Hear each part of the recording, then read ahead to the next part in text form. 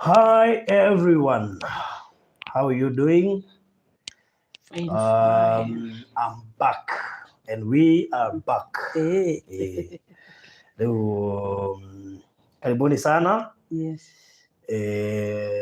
Na yes, nimerudi kutoka Mombasani. Yes. Mombasani kuko namna gani? Mombasani kushwari lakini hata Kiswahili kushwari nakwambia. Imebadilika. Kumetulia. Yani kumenoga, yani maisha tele huko. Maisha mazuri hayo. Na kuangalia Farodi, by the way, unaonekana tu kama Mombasani. Wale vijana wako kule Mombasani. Wale vijana wa kule beach huko. Huko naona hata sura ya huko walikuwa ni jababu. Unasikia babu? Vipi? Kakangu. Naja. Kuna babu, vipi bwana? Utakaje twende wapi? Twende kwa beach ama unataka twende wapi? Na shawarma. Ulikula shawarma by the way? Shawarma sikukula kwa sababu hata sijui ni nini hiyo. Sikuona mtu akuniambia. Hukuuliza kama na mshakiki? Mshakiki? Inaonekana wewe unafahamu Mombasa vizuri. Kwani mlikula nini? Huko?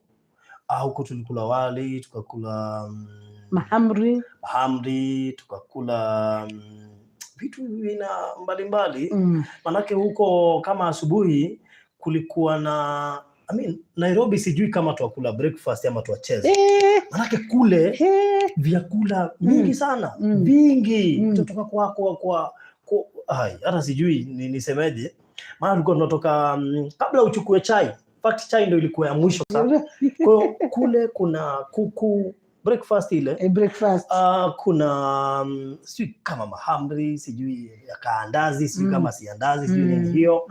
Alafu kisha ukitoka hapo kuna vitu vinakaa mboga hivi, kidogo hivyo. Unatoka hapo kabla ufika kwa bread na chai.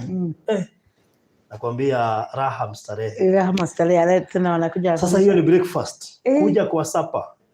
Sasa kuna rafiki yangu yule tulienda na yeye. Unajua yeye ni kama ilifika akafikiria chakula sasa lazima ukule kila kitu. Okay. Sasa kwa kila sufuria lazima tukule anakuwa hii. Sasa hataki kupita ile sufuria. Anataka kwenda kwa zote. Sasa siku moja sikiza akafanya hivyo. Tumbo ikamletea shida. Unajua kuna ile njaa ukitoka nayo kule kwa bichi, unafikiria sasa hakuna mahali hautasimama. Hata kama hujui ni nini hiyo unawekewa. Unaweka. Ilimletea balaa kweli. Lakini nilifurahia kupatana na watu hapa Kiambu. Wa Mombasa. Watu wa Kiambu na wananifahamu. Farodi. Wamama wa Kiambu wamejitahidi. Wow. Si kuona Wanyeri, wa Murang'a, wa Nyandarua, wa Kiambu. Yaani nafikiria umejificha, kumbe kuna watu wa Kiambu wako huko na wanakufahamu. Unajua ni wanawake. Wanawake wa Kiambu nisikia wamerabwa macho na pusi. Kwa hivyo anakusikia. Sasa washage nyuma.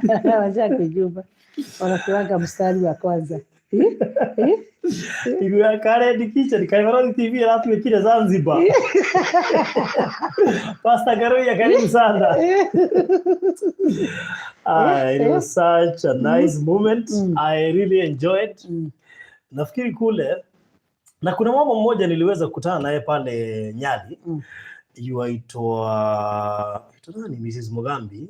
Okay. Na akatupa mawaidha. Unajua nilitembea kule na Wanyambura wangu. Si unamjua?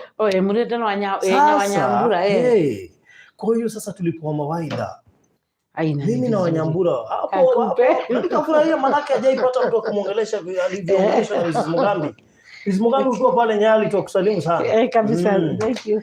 So nashukuru Mungu. The journey was nice.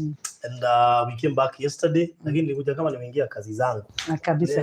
Maringo nikaenda kwa Hira. And we are good. And we hope to be there once again. Next year but experience before hata tuingie tusalimie watu. Kuna experience ya ndege. Kuna experience ya ndege. Experience ilikuwa nzuri sana.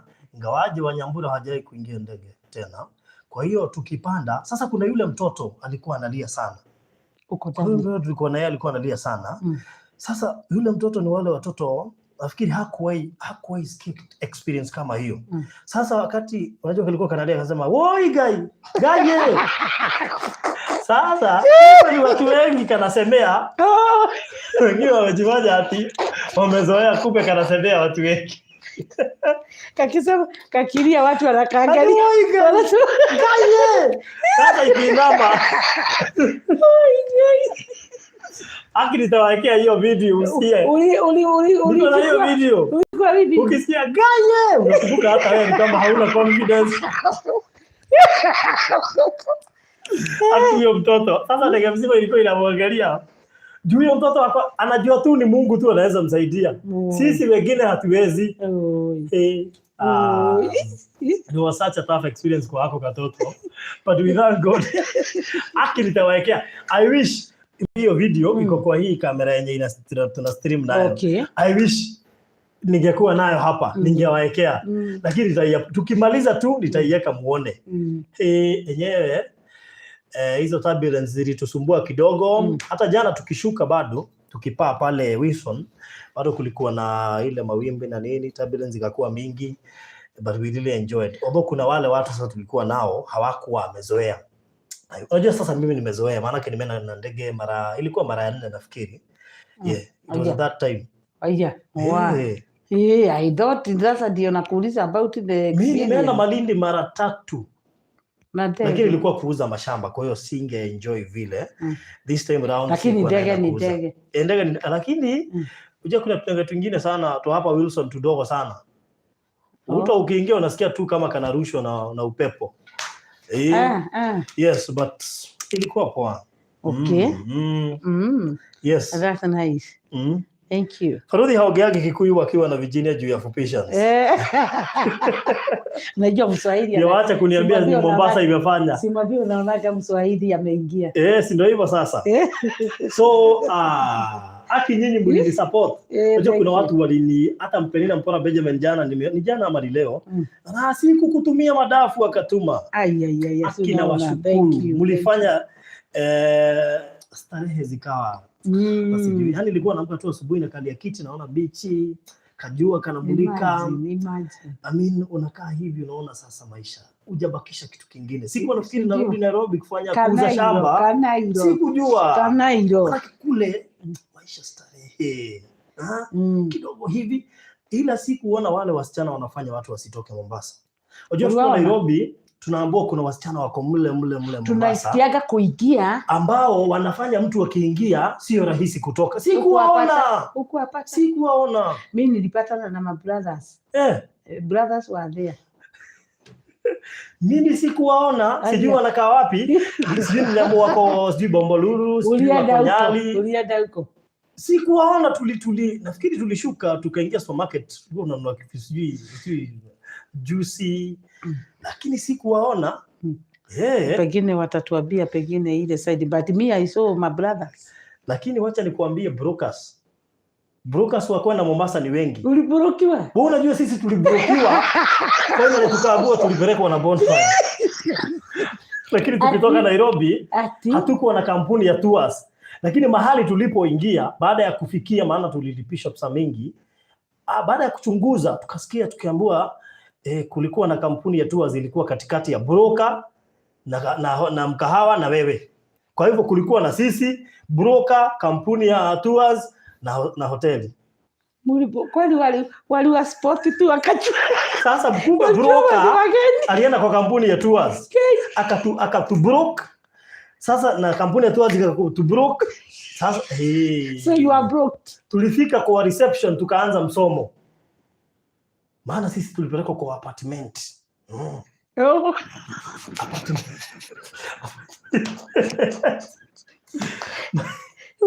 Sasa hatuna gari ya kutupeleka kwa bichi, itabidi mkomboe. Na nyinyi ni wa kampuni.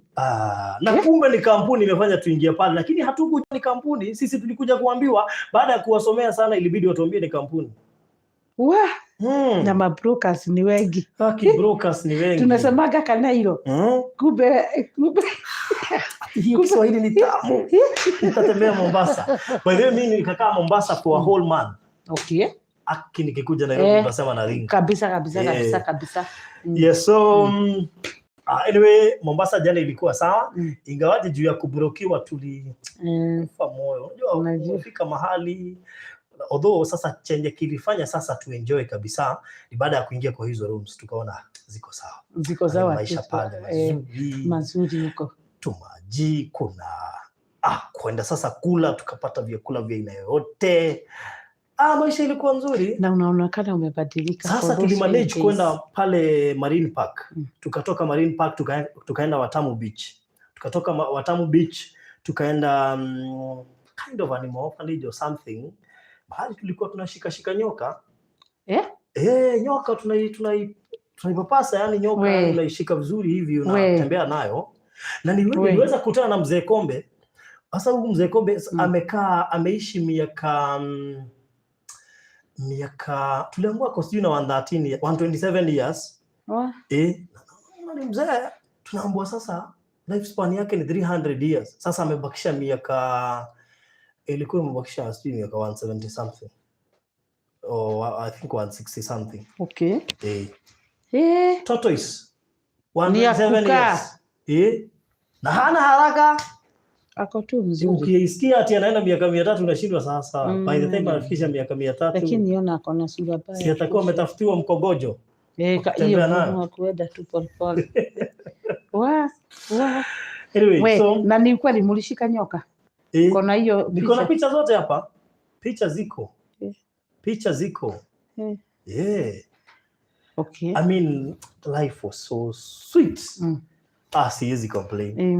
Kwa bichi, pika maji kidogo, deep sea. Ulienda deep sea? Sisi hatukuenda, Amkuenda deep sea? Hata beach sikuenda mimi. Maybe.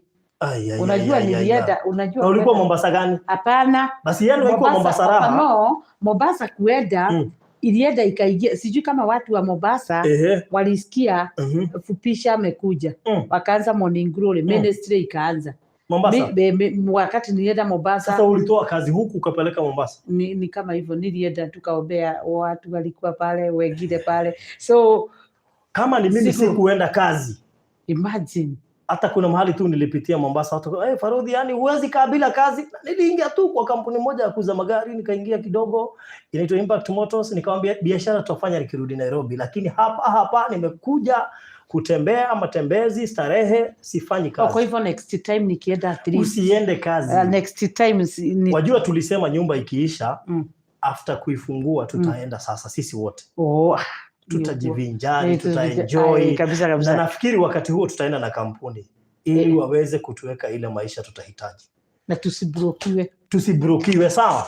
In fact tutafanyia kampuni advertisement ndio watupee offer, si ndio? So unajua sasa hiyo Wanyambura atakuwa tayari yashajulikana. Kabisa. Wanyambura atakuwa tayari yashajulikana. Kwa sasa hiyo hakuna story ya kushi. Unajua anaogopa kamera. Sasa hiyo atakuwa nilikuwa nionyesha watu sasa akaogopa kamera. Akasema sitaki kumforce hadi ile wakati yeye mwenyewe atasikia ana uwezo wa kuingia kwa kabisa. Lakini walielewa tu. Kuna siku moja nilienda live tukiwa huko na wakaona hata kivuli chake.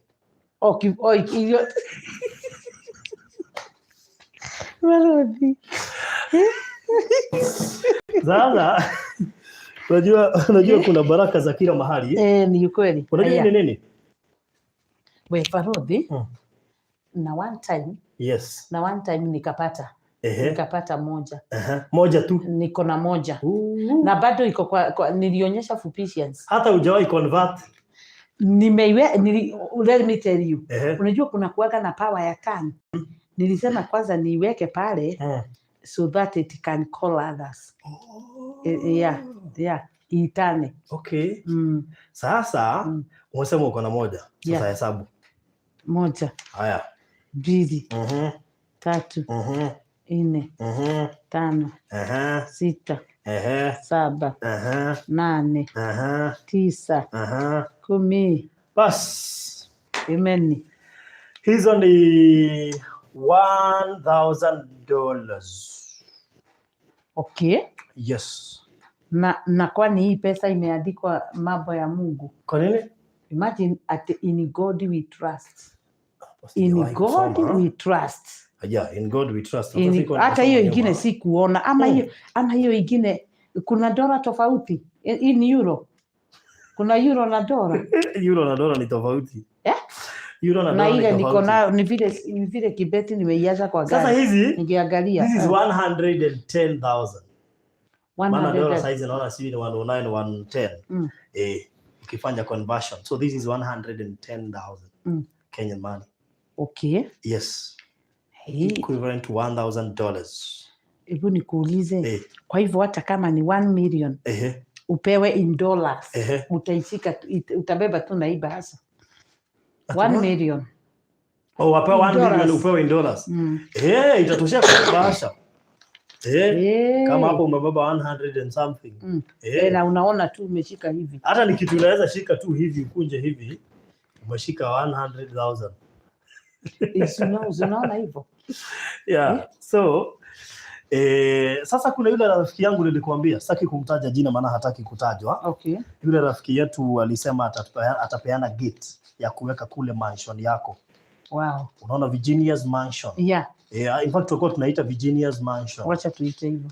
Sasa kule kwa Virginia's mansion kuna yule mama alisema atapeana gate. Okay. Sasa ndio hiyo gate. Wow.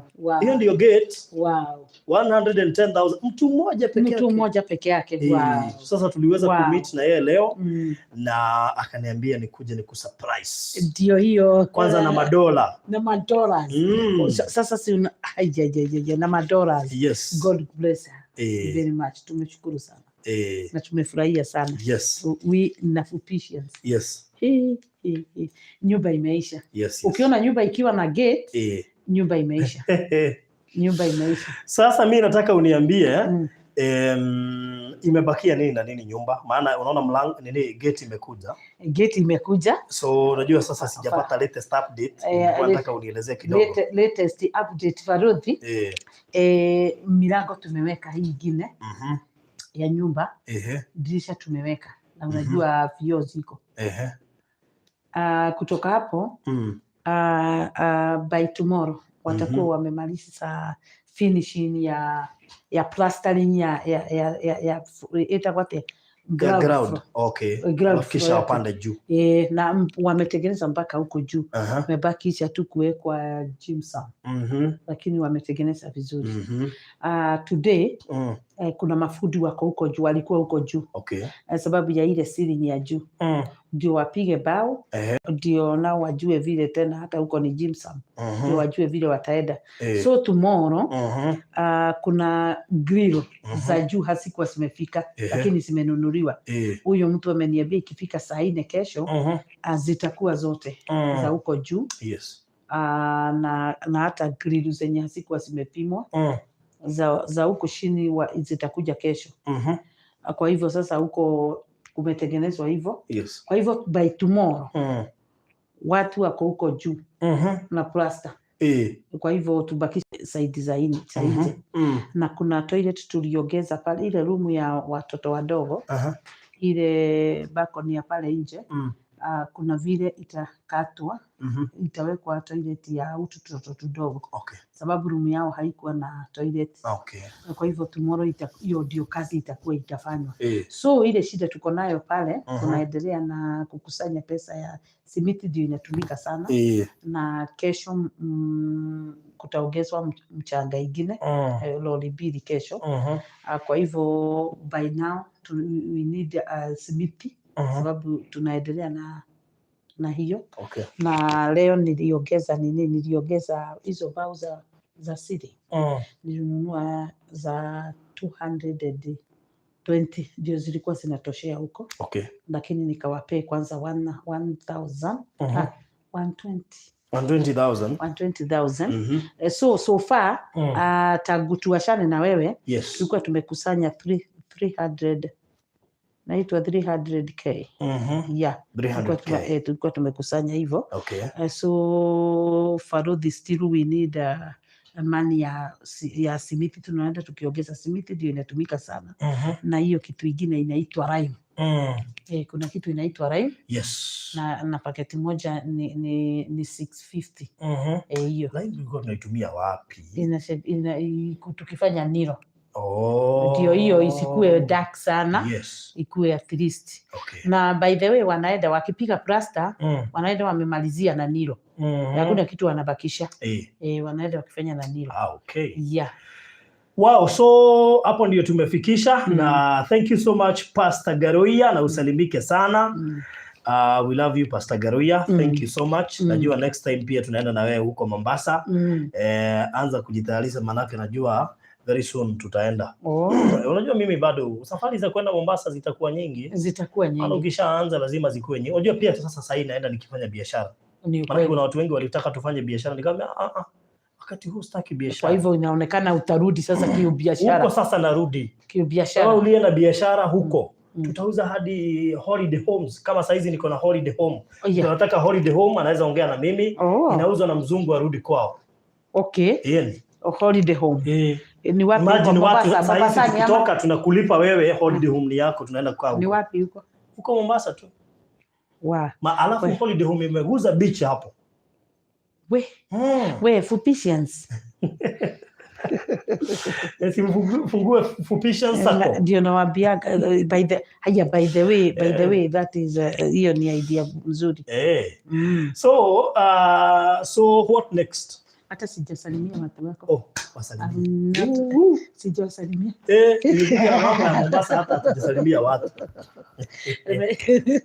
So wasalimie official.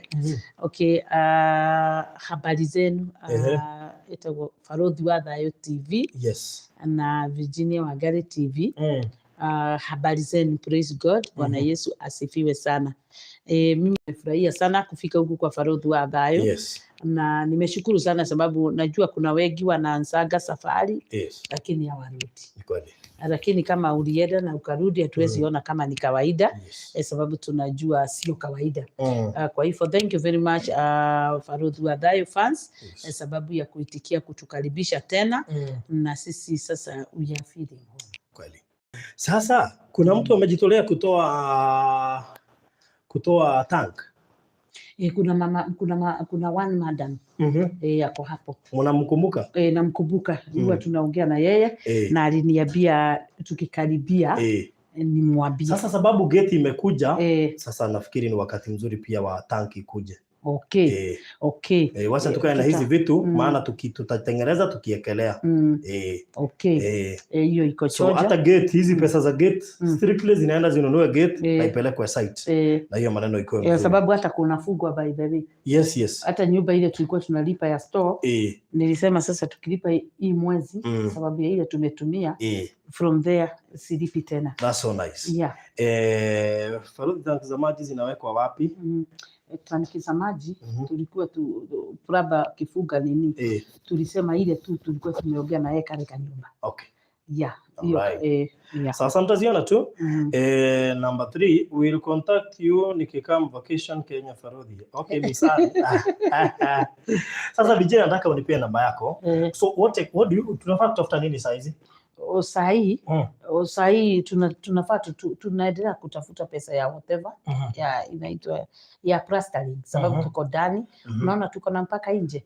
Tulikuwa na hiyo target ya 6 na so far tumeweza kucorrect 3 na although nimetoa sababu ya bao nimetoa kidogo sababu ya bao.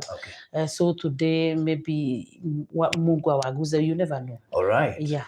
So you needed 600,000 ya kufanya plastering na so far 300 ishapatikana. So we can add on top of whatever you have. Na Mungu atatubariki. So imagine mtu kama huyu amejitolea kutoa hizi 110,000 akiwa peke yake. Just 110,000.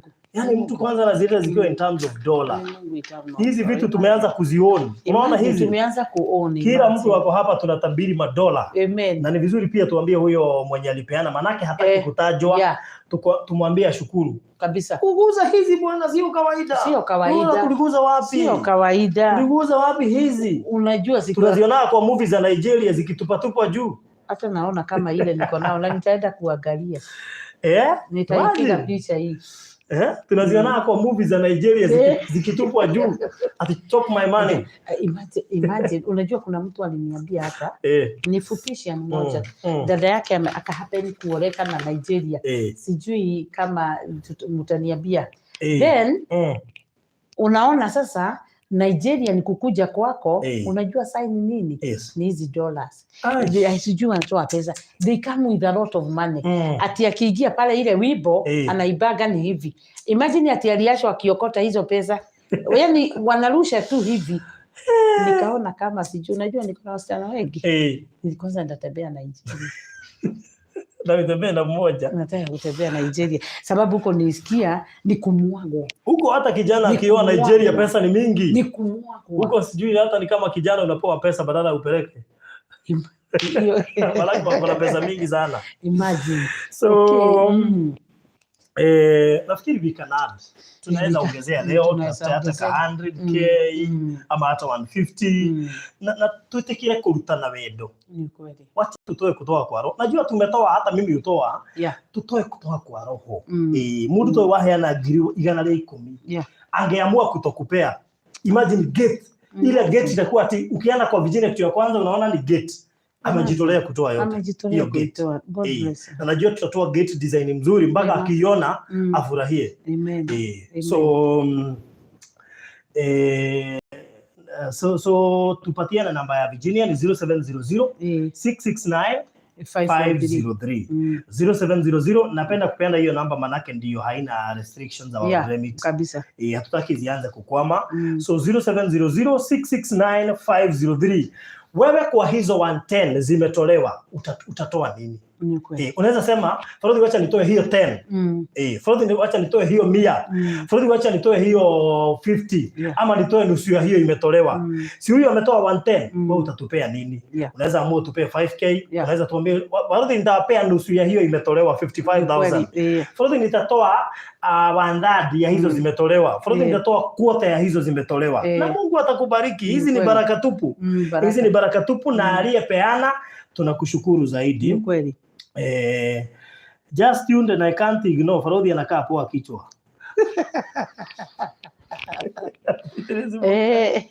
Thank you so much Beatrice Mogai. Badala vizuri kuambia mtu akikaa poa unamwambia anakaa poa. Kabisa. So okay, Frodhi najua mama amesahau mwambie kuhusu stima na maji. Nilikuwa nimemwambia by the way. Thank you. Huyo ni nani? Anaitwa Beatrice Mogai. Ni fupisha. Niliwaambia mkiniona kwa Frodhi nitasahau. Na walikuwa wanasema you talk about light now. Tuanze kuapply maji na stima sahi. So wakaniambia tukifika kwako uambie the process so that na hiyo process nilikuwa nimekuambia utaambiwa na engineer.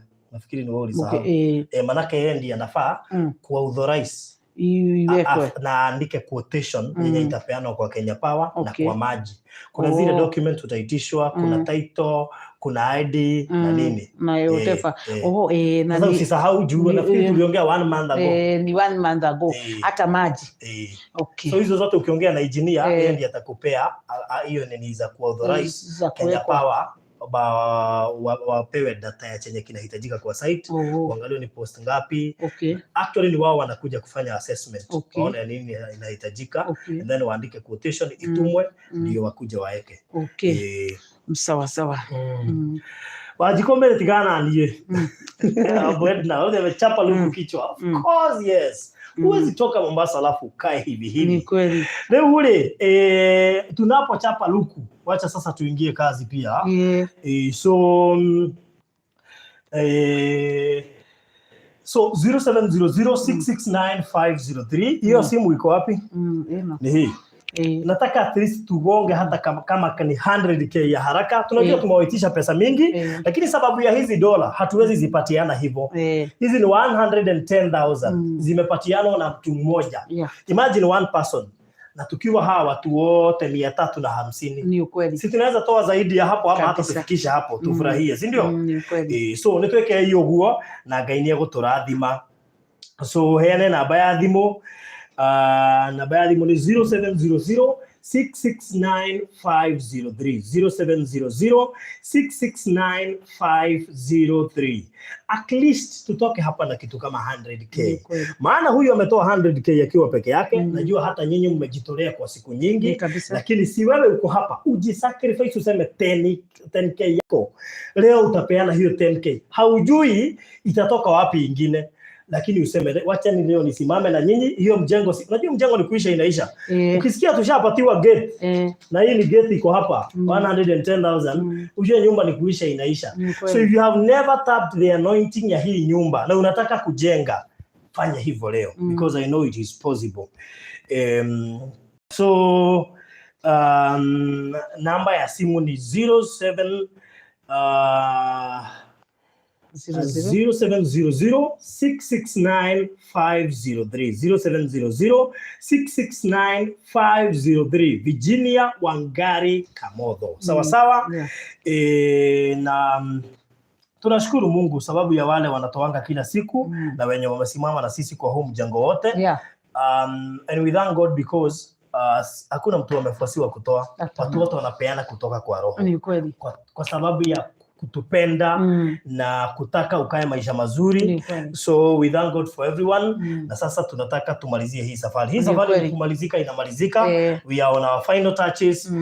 Next time labda tutawaambia tunahitaji kitanda, tunahitaji birika, tunahitaji sufuria. Maybe next time tutaanza hiyo. So by this time kwa sasa wacha tumalizie na tunashukuru Mungu. Tunaweza toa hata 100k leo. Just 100k. I know there are people here Mungu amebariki na wana uwezo wa kutoa hiyo 10,000. I know there are people here who are watching right now na Mungu amewabariki na nemoe mangeheana ngirisho 10 matingihara. They know. Kuna watu wako hapa Mungu amewapea hiyo 5,000. Kwao 5,000 sio kitu. Ni ukweli. Kwao 5k kutoa sio kitu. Kuna watu wako hapa Mungu amebariki kwao kupeana 20k. It is not an issue. Eto ni moyo ule Ngai amekagira. Na tondu nyumba ino ni kurekereria irarikirira ndirenda twirutanirie. Wacha tupate hiyo hamu ya kurekereria nyumba ino tondu Ngai no to. Thank you much Florence Kuria. Thank you so much. Umetoa 2,000. Thank you so much Florence Kuria. God bless you. Tunajua kuna watu wengi hapa Ngai niamuhete uhoti wa kutoa hiyo 2,000 na haungangani. Yani wewe kupeana 2,000 haunganganangi, wewe kupeana hiyo 5,000 haunganganangi, wewe kupeana hiyo 10,000 haunganganangi. Nile jo kuri andu mehaha ona andu ta 10 mangiruta 10,000 matekugieka na matekuigwa ta mahara. Kwina andu mehaha mangiruta 5,000 andu ta 20 na matikaigwa ta mahara. Andu Ngai arathimete matwiroragiro muthenya ni monaga cia data. Ngai ni marathimete ni mahota guteithia andu ao na no mahote kurugama nawe na mwaka uyu rike. Amen. Andu turari mundu mwe aratwira atiriri reke andu mamenye fata wa giving na mamenya fata wa kuheana gari ni mekumenya fata wa irathimo cia Ngai na andu matikang'ang'anage kuruta ndukaiguage ati wina hinya no wathie kanitha-ini ati angite nginya muhothi ukuigite ngiri na 50 ugacomora ngiri ukarigwo atiriri ngiri oima mbere nikio ugacokia ukarutaga 50. Kuna watu wako hivyo. Kuna watu wako hivyo. Akora handu harutwo wea niyo yarutaga 50.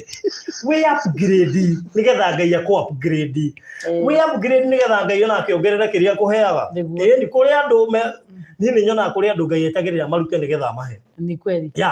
I tell you to muturire-ini wakwa ni njui maisha maria njikarite. Na ni njui ingieka undu Ngai ni ekaga. Ni ona ndia andu aria temetagirira ingieka undu ngo ngimenya Ngai ni agwika. Ona ndi muthe athuraga ingieka undu nigo ngimenya no egwika. So ni ndikuona struggle. So what I know is ni njui andu ni mekuheana mekwirutira na njira nene muno makiria. Na producer ito gwiciria cungire na no ororaga comment nigetha kuria kurahitana akamenya niki kirerwo nginya ni atiga thimu ndarora comments nigetha agatwarana na ithui nigetha akahota guthio maundu mothe ure makiagireire. So 0700 669 503 0700 669 503. So Grade Zero go ni atuma ciringi 100. God bless you so much. Thank you so much. na tuthiete na mbere wega muno makiria so aiko wi hau na we no hoti wa kuruta kindu kingihota gututeithia kurikiriria mwaka uyu dina mafio oke kamera na mbere producer tia utukanirwo na we kamera ini we no hoti wa gututeithiriria na ngirisho 5 kana 10,000 dina mafio aiko wi hau na Ngai ni aguteithĩtie na no hota gutuheo na ngirisho 20 kana 15. I know it is possible for you. Kuri andu Ngai arathimite na no merutire. Samson Njoroge thengiu ngiri yaku ni twamwamukira and we thank you and God bless you so much. So namba ya thimu turoiga ni 0700669503 0700669503. Producer hakuhi gutuheria kamera ini usete kamera wega producer. So 0700669503 ekuruta Virginia Wangari Kamotho thaisho gutwena shiringi 3,100 na niĩ ndiramenya kuri andu haha mangihokeka na ngiri ati ungituhe ngiri ndungihara ungituhe ngiri indo ciaku itingithira so he andu me haha mangitikira kwihokeka na ngiri mundu wi haha uratwirorera no ahota kwihokeka na ngiri he mundu wi haha ungihota kwihokeka na 500 ehokeka na 500 ndakaigua githina he mundu wi haha ungihota kwihokeka na shiringi 5,000 ndakaigua githina he wi haha ungihua kihota ungihokeka na shiringi 10,000 na ndakaigua githina ikaguo tha ici nigetha tuhote gwika kaundu na Ngai ni egukurathima muno muno makiria na oro cio korwo ri mwega 0700669503 0700669503 producer uhe mai ni ndaigua ni ndirang'ara ona he mutumia ukorirwo njira mahurira ndakora nyandikire WhatsApp Angela Virginia rĩrĩa tũrĩgĩte kwaria mũhoro wa mjengo ndaheanire 5,000 ndĩrakorire njĩkĩirwo shopping ndiramĩkora mũrango-inĩ hapo ndĩrero nĩ yakwa ya 50 na marĩthiti maraigwo hau so that is also a testimony. That's so nice. Very good. Na hindu andu mangirutira nacio toko ku mundu wi haha raigwa thiini wa party yo muri butigitie ri no nyongeretwo thimiti twagwika plastering na maundu maria monge matigarite no ko wi hau no wigene no ugene ukwirutira kindu kingi okorwo wi hau no ugene ukwirutira kukagura ga fridge no okorwo wi hau no ugene ukwirutira tuindo turia we uwi tubataranagia mucii warika it is okay we mwitikirie gwikaguo na Ngai ni egukurathima. So Esther Wajiro shiringi 200 ni cioka. God bless you so much. Amen. We have 5,000 from Joyce W Murioki. God bless you so much. Ann Mudhoni 1,000. God bless you so much. Sarah Karaja 100. God bless you so much. Na tunazidi kusonga. I tell you, unajua watu wanajua tukiongea kuhusu pesa wanatoanga pesa. Tuachane na hizo story sana juu kamera imetengenezwa. Tuachane na hizo story, tuongee kuhusu pesa. Hizo story zimeisha. Zimeisha, so tunaweza achana na hizo story for now. Na Mungu atawabariki. Sawa sawa. Sasa hivi acha tufocus na kutoa pesa ndio tuweze kupata hiyo 100k na saa hizi tuko 10k. Hiyo tu hizo dakika less than we already have 10k. And we thank God for that. So thank you Marian Mbura kwa kuelewa na kwa kusikiza. Thank you so much. Asante sana. So ndio tu si change topic na tulikuwa tunatoa pesa. So 0700669503 toihokere 500 maku trust na hiyo 1,000 yako hiyo 200 yako hiyo 100 yako hata kama ni 50,000 na niraigwa vyo Ngai ni arendo heane mbeca icio usirudishe hata kama ni 30,000 na Mungu anataka uzipeane zitoe tu usirudishe. Sawa sawa. So Susan Kiongo 500. God bless you so much. Asante sana. Paris Gishoro 200. God bless you so much. Asante sana. Make an effort at least pia tusikie jina yako siku ya leo wakati tunapomalizia kujenga nyumba. And we thank God for that. Jackie nitakupigia, tuko live. So once nimetoka live nitakupigia. So Unajua usipomwambia hivyo atapiga so that's okay. So mama tupe namba tena 0700 669 543 0700 669 543. All right. Wow. So thank you so much. Saizi tuko 11,200. Amen. So thank you so much kwa wenye wanajitolea. Yes. Nitoke na mundu ungeruta ngiri 10. I know hapa kuna mtu anatuangalia hivi. Na vio leo no hota kuruta icio ngiri 10. Yo raji ndore. Hena andu kadhaa ndirona no meno hoti wa kuruta ngiri 10. No mareyuria ndaruta ri. Ndikuona kana ta ndaruta nyingi muno kuri andu ari angi. No mtu ako hapa sasa nikitoa hii 5,000. Si sasa unajua wacha kutatizika. Ogo no gore ureitiria thimu. Huyo ametoa 10,000 na danagie kona hanini. And because she knows uria Ngai amwikagira akaona lazima atoe. So wewe na wewe uko hapo. Maybe huwezi fikisha kama hiyo ya huyu wa gate 10,000 lakini uko na uwezo wa kutupia 10,000 isimamie kitu kingine. Labda uko hapo huwezi toa hiyo 10,000 lakini uko na uwezo wa kutoa 5,000 ishikilie mahali. Maybe hauna hiyo 100k lakini unaweza toa 20k isimamie kitu kingine. Na tutashukuru sana. Ona nawe kule geshohi kia murango. Sema Faruthi nimetuma hiyo dhao inunue geshohi. Na Mungu atakubariki. Yes. So thank you so much. Nimesema tuachane na hiyo topic ndio tusikue carried away sana. So Julia Mwaura 500, may God bless you so much. Mary Wajir 100, God bless you so much. Na saizi tuko 11,800. So kama uko hapo na unaweza tutrustia 500 yako 1,000 yako, tunashukuru Mungu sana. I have sent in Virginia on the other number. Nafikiri hiyo simu nyingine nahitaji kuwa nayo hapa. Ndio wenye wanatuma kwa hiyo namba pia tuweze kuwa recognize na Mungu atawabariki. So wale watu nataka leo tujicommit. Kama uko hapo na unaweza jicommit na 5,000. Tunataka watu wa 5,000, watu wa 10,000 na watu 20,000. Hata wengine wakiendelea kutoa 2k, 3k, 1k, 500. Can we have at least 10 people? Tunaweza commit. Haina charge. Iko na kidogo. Acha tuweke hivi. Sijui kama ni okay. Acha tuweke hii nini. Nataka watu wajicommit siku ya leo. Kama uko hapo na unaweza tupia 10,000. Jicommit hapa. Tuambie Faruthi nataka kutumia 5,000 na nimejitolea kutoka kwa roho. Nitatoa. Faruthi niko hapa naweza toa 15,000. Faruthi niko hapa naweza toa 7,000. Faruthi niko hapa naweza toa 5,000. Uko hapa na unaweza jitolea kujicommit ndio tumalize hii mjengo haraka. Tuambie tu. Na tutafurahi na tutashukuru Mungu juu yako.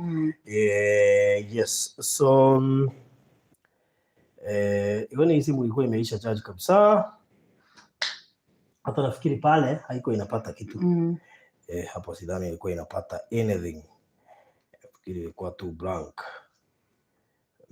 Ilikuwa imenyamaza kabisa.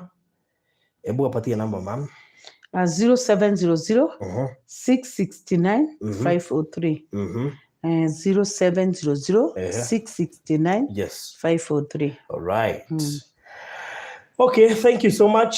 Ma'am, maybe kabla tuendelee ni vizuri wa update maana kuna wengine wameingia saa hizi hawajui kwenye tumefika. Wow. Yes. Okay, asante sana all the Fupishians, Virginia Wagale TV, Faruthi wa Thayo.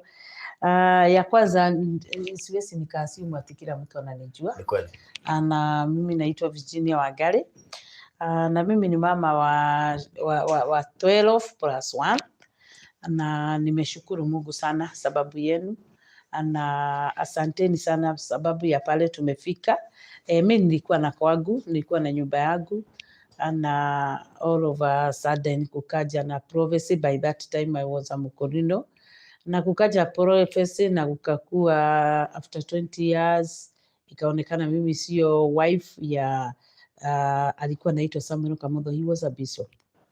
Na ndoa yangu ikafamiwa na one of alikuwa my friend, alikuwa anaitwa Tabitha, na karudi pale na watoto wake 5. So mahali niko kwa mama yangu na hao watoto wangu 11. still waiting for one anaitwa Dhoita, na sasa ndio watu wakaamua kutujengea nyumba, na right now tumeijenga, sasa tuko plastering na tumeplaster. By tomorrow tutakuwa tumemaliza plaster ya ground floor, tupande juu, na kuna watu wameanza ceiling ya huko juu. Na by tomorrow plaster ya huko juu itakuwa inaendelea, na we are plastering nyumba, tunaiplaster ndani na nje. Sasa huko ndio tumefika saa hii. Yes. All right. Work up in hapa.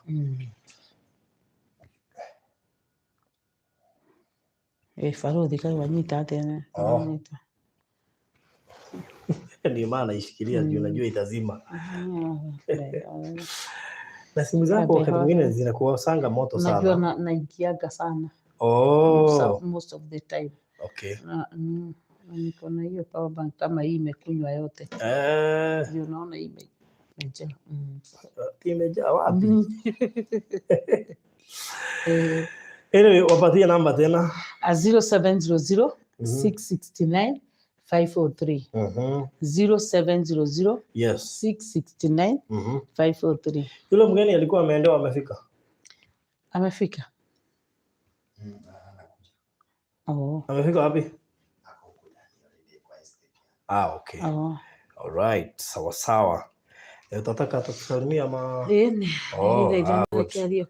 Atakuja hapa. Hata nimekaa kwa muda bila kumuona. Unajua sasa watu wameanza kushindwa mgeni ni mgani. Niko na mgeni leo. Tuko na mgeni leo anakuja hapa. Ni wangu. Yes, ni mgeni wako by the way. Ni mgeni wangu. Anakuja.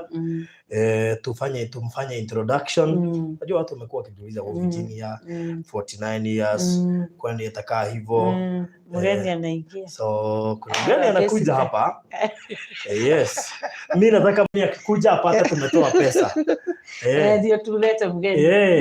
Nataka mgeni akikuja apate tumetoa tayari tumetoa pesa. Unajua Farodhi, tulikuwa na topic hapa na wewe. Yes. Do you know the next day watu walianza kusema ati tulikuwa tunaongea kunaonekana kuna mtu. Bas, sasa mkitaka kujua kama yuko ngoja tu hapa. Yes. Ate mgeni. Visitor. Kuna mgeni siku ya leo. Kuna mgeni anakuja hapa. So MD Monyongo umekuja wakati mzuri sana, wakati mgeni yako karibu kuingia. Maneno mazuri na tunashukuru Mungu. Sasa tutoeni pesa ndio tuweze kumaliza. Sasa tuko 11,800. Nani mwingine atatuongezea? Hata kama ni 500 umebakisha, hata kama ni 1,000 tuongezee. So sasa hii usijike.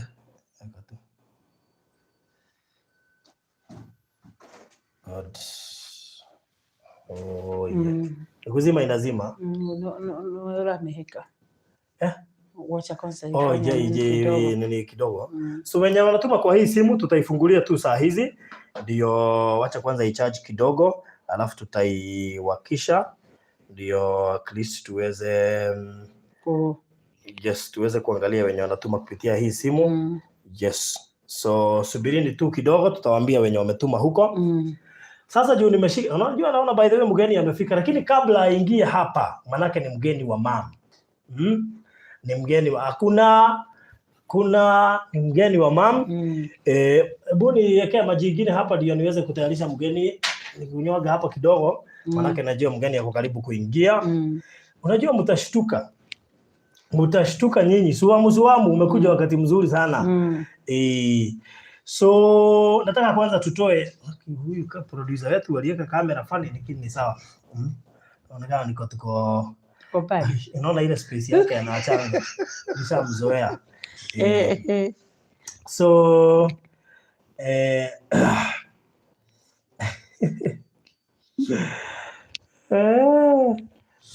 anyway, so aya tokurutaga besha ando ngai, tokurutaga besha.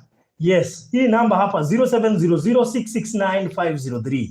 0700669503. Tole andu magana mana maithathatũ metereire mugeni. watu wote 4 or 6 wanangojea mgeni wetu wa leo. My mgeni, my friend. Na tuliwaambia mama kuna around 49 years. Na hatuwezi ruhusu wazeeke hivyo. Hapana. Sasa ndio maana kuna mgeni siku ya leo.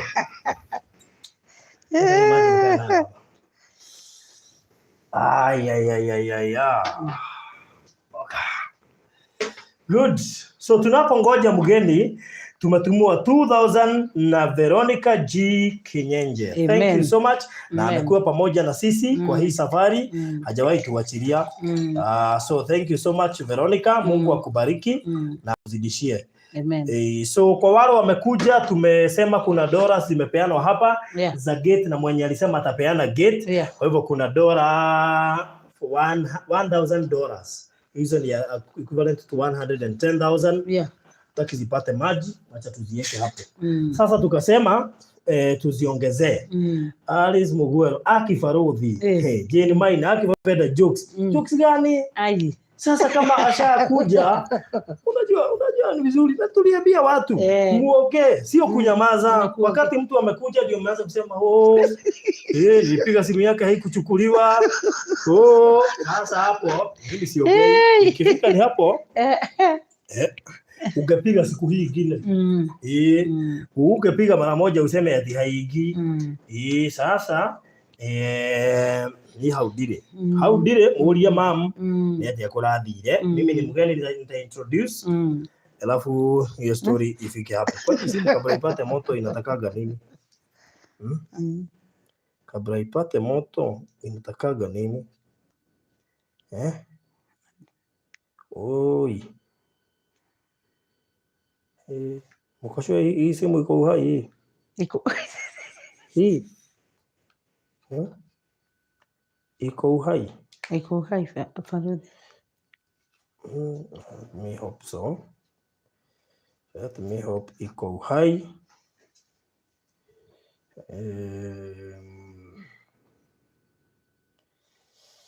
Charisa Precious Wanyabura. Hakuna si Wanyabura. Hii simu. Kwani ilikuwa imekufa moto kabisa? Uigi. Haingi. Najifanya inaingia lakini wapi? Inaingia. Hakuna kitu inaingia. Inasema inaingia lakini ukiwasha inazima.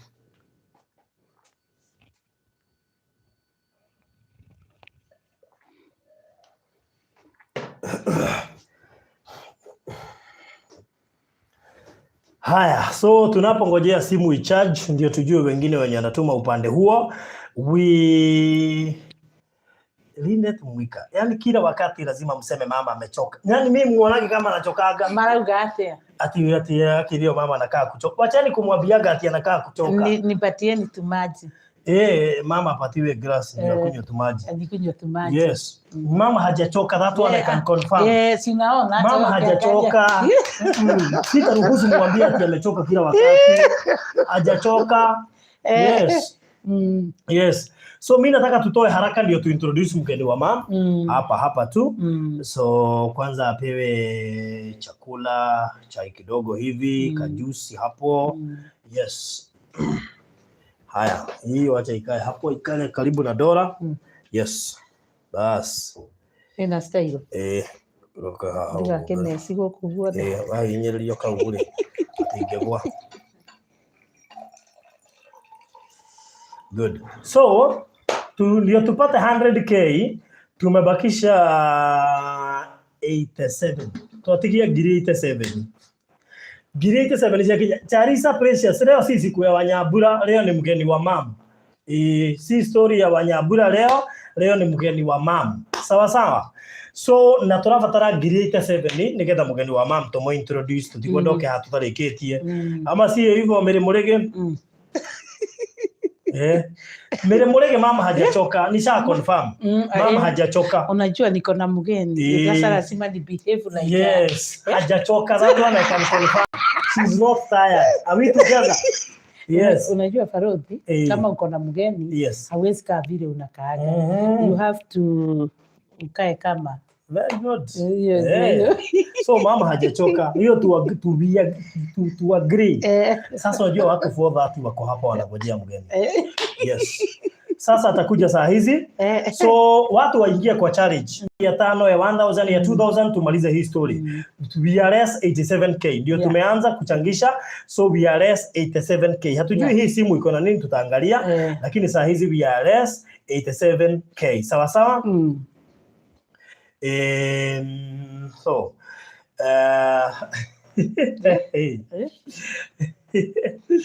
so Veronica, thank you so much. Manake ulituongezea 2k, so we are at 14,000. Sasa tuko na 14,000. We need 86,000. So wape number mama. Hiyo 87k 86k ikipatikana, mgeni wa mama anaingia. Sawa sawa? Okay.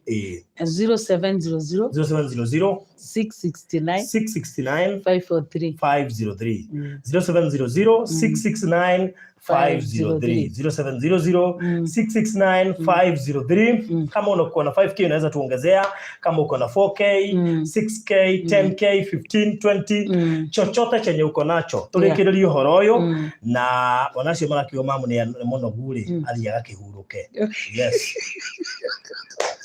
So 0700 669 503 Virginia Wangari Kamotho. We are at 14,000. We need 86,000. 86 more thousand. Na ihenya muno tole tungihota. Aria maratuma kuri thimu iri ingi tutaangalia wona yakana. Yes, tutaweza kuangalia. Tuchangamke tumalize hii story. Thank you anchagane kumera tushajamuke. Ndio tumalize mchango ndio tulale mapema leo. Usigizi pia ni muhimu. Very good. So tufanyeni hivyo. Mundu tarute tono arute omothe. Hata kama ulitoa jana, unajua leo ni leo. Jiandikishe leo. Weandikithie omothe kana kwandikithia na ngiri.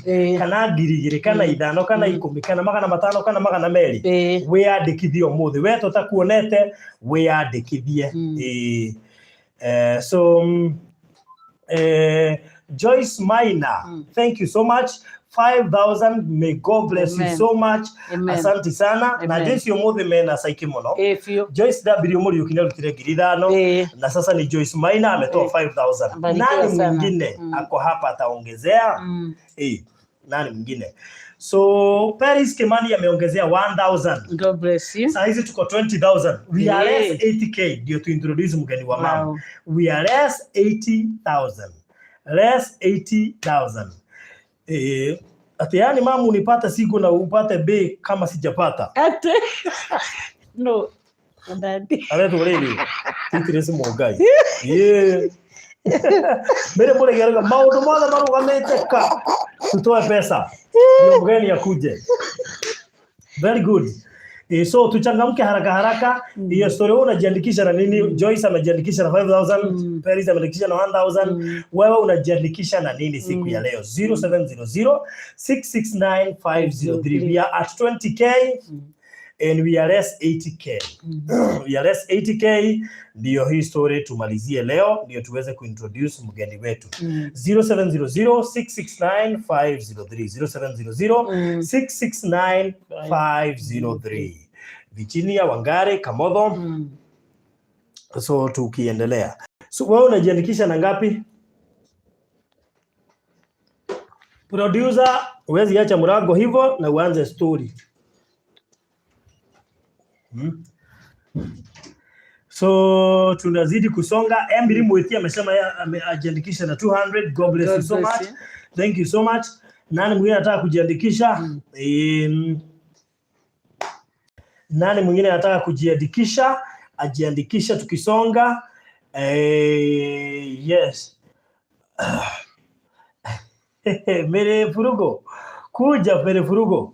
Yes. Mire Muregi ametuma 5,000. God bless you so much. Siwache wale nafuataga na Mire Furugu.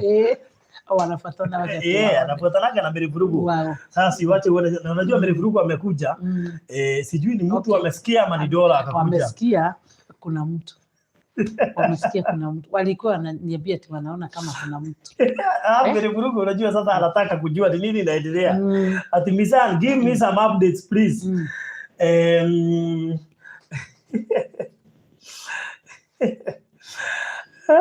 Ilitaka ibesa ningea tuweke ate. Saa hizi tumebakisha, unaona kila mtu akitoa 5k na wengine watoe 1k na 2k. Tutamaliza haraka. Juu Iva Wamboto wameongezea 500. Sasa unajua tumebakisha ngapi? Tumebakisha 74,000. Wow. Tabitha Joera ameongezea 500. Enyewe watu wanapenda kuona watu. Si unajua wafanye asikasirike kuweko. Nafikiri nitataja jina ya kwanza. Kumkasirisha na siku ya kwanza. Of course, yes. Florence tutaangalia kwa hiyo namba nyingine wacha iwake. Pole Eva, nilikuwa nishataja tayari kabla useme nisitaje. Nafikiri kitu nitafanya nitataja the first name. Moja. For the sake of privacy. Yeah. Sawa, pole sana Eva. 0700669503 0700669503. Nani mwingine anaongezea? Saa hii tunaelekea 27,000. We are heading to 27,000. Nani mwingine anaongezea? 0700669503. Florence unasema umetuma 1k kwa hiyo si mwingine. Najua itawaka tu. I'm very sure itawaka. Imeanza kupata moto. Exactly. Sasa itaingia hiyo pin na tuweze kuangalia. So nani mwingine anaongezea? Who else? Nani mwingine anataka kuongezea? Mtu anaitwa Chris, huo ni kazini yangu. Chris Kamau ananiambia Faruti leo niko chini. Leo niko down, itatuma kesho. Okay. Thank you so much Chris Kamau. Salima Loko ndio anaingia, amechelewa. Sofia ametuma 500. God bless you so much Sofia. Tuko 27k sasa, tumebakisha 73,000. 73,000 tuone mgeni wa mam.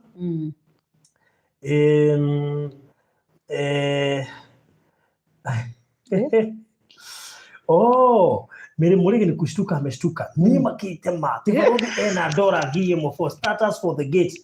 And then etimama kona mgeni. Ati ni kama Diobe. Just imagine. Nishapatikana. Mungu ni mpoa sana na kuelezea story. Si unaona. Anaweza kupigia story.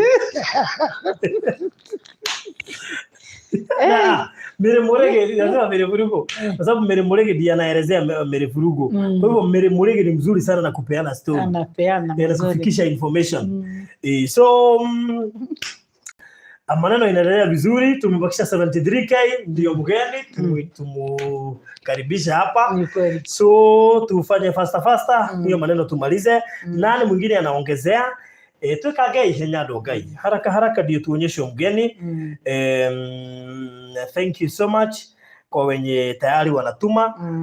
Mamu weka usiguze, uweke tu. Kuna moja ijaingia. Uko sure? Moja ijaingia.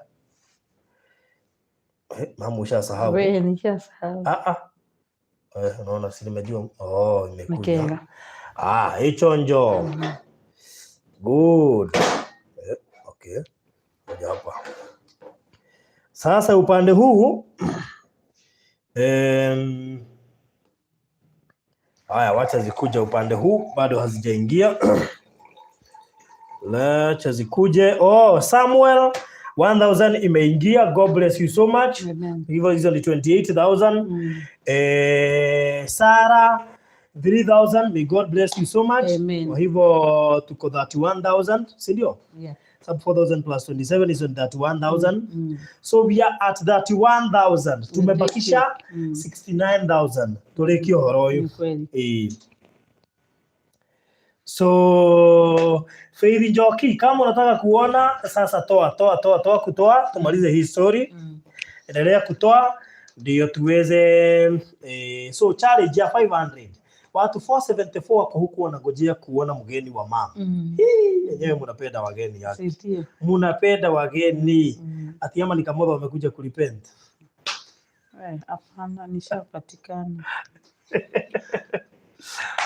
Ashapatikana. Nishapatikana.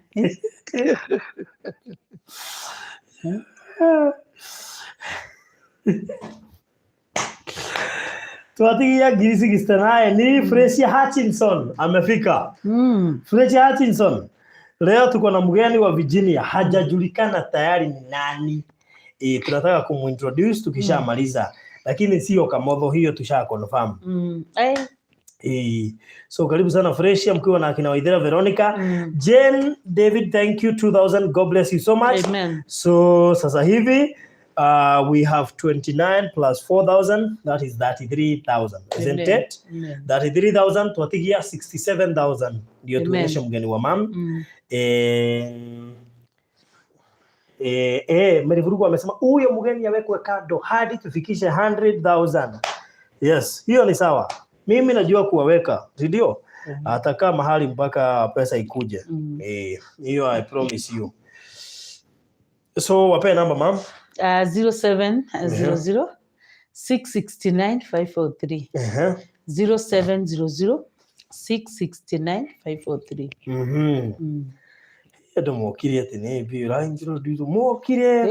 I want to see you before I go back. Freshia Hutchinson ako Kenya, by the way. Ako Kenya, hata akina Penina Mpora Benjamin wako Kenya.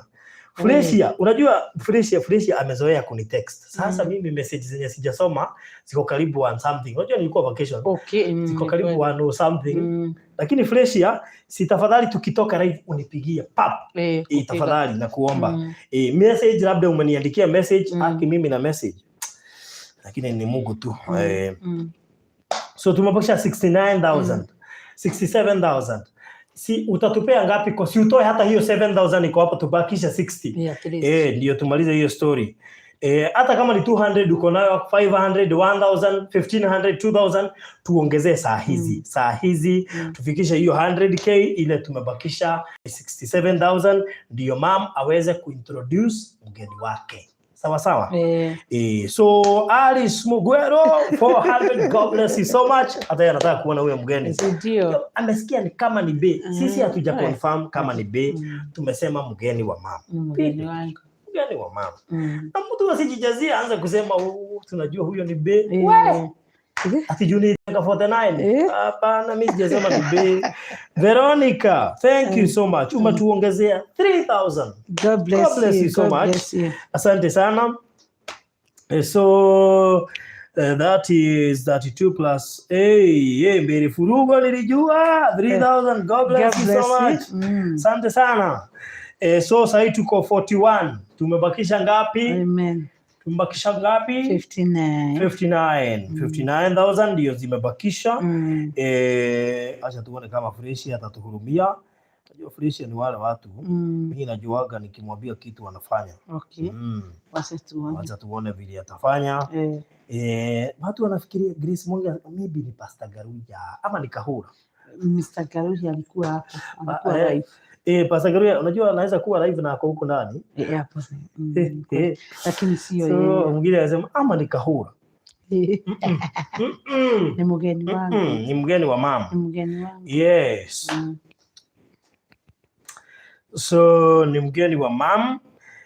So namba ni 0700 669 503.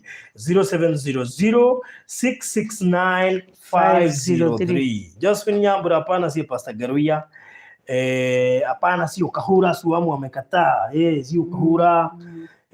So acha tugoje tuone ni nani. So tutoe ndio tugoje tuone ni nani.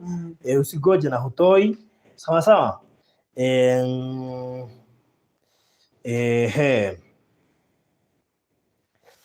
All right. Acha tuone.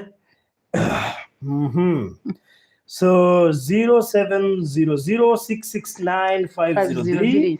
0700 669 503. Tumebakisha 59,000 ndio tumaliza hii story. 59,000 ndio zimebakia. 59,000 only. So ukitoa zako wadhao 500, 200, 100 utapata tunamalizia ndio tuweze kuintroduce mgeni wa mama twenda tukalale. Sawa sawa. Thank you so much Alice Mugwero, hiyo kitu tumeipata na Mungu azidi kukubariki. Ama ni Boita. Hapana. Ni mgeni wangu. Akisi mnaona mbali Beatrice Mungai. Black American. Should be a Black American. Haya ndio wanasema. Haya. Hata tutaona. Utaona. Acha tungoje. Let's wait. Acha tungoje.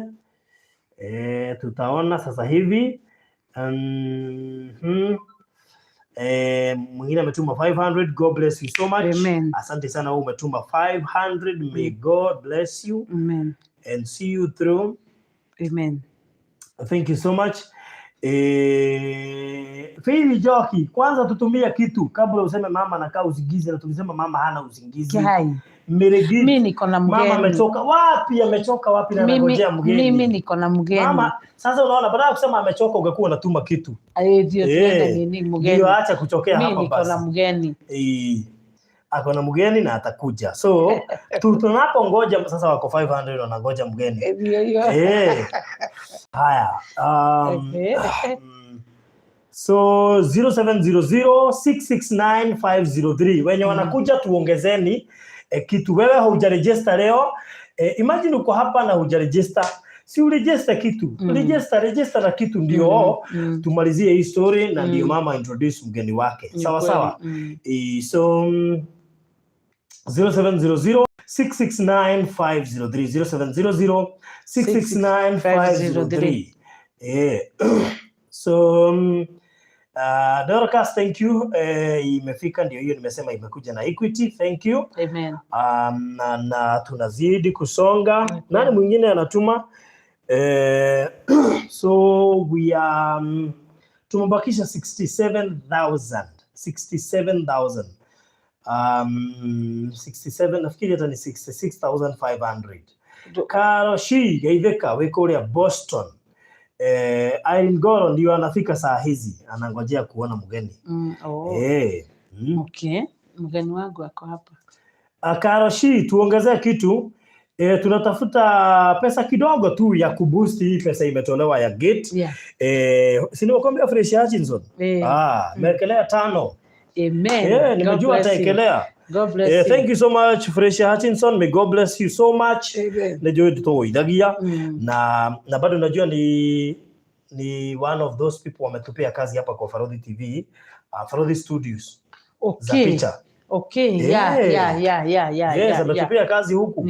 So tunashukuru, kwa hivyo ni customer wetu Fresh Hutchinson na ako huku Kenya. Sasa kama huko ametuma 5, huo nafikiri ametuwekea nini? Hapo tunakotea ni kweli, hapo ni Mungu madollars.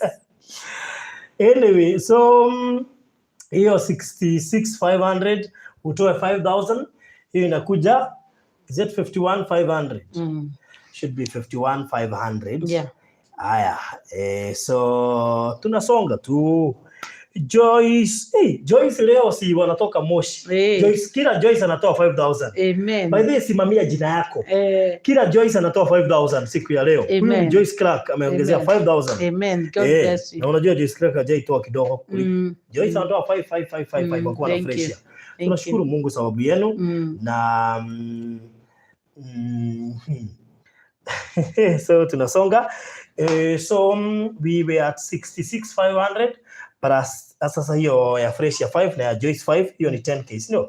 So 66,500 ngoja tulikuwa 59 mwana anirudisha kwa 56. Tunaenda 59 mumenyamaza hivi hapana, mumenyamaza hivi nikisema 67 na tunatoa kumbe hata nyinyi hamuelewi nini nasema.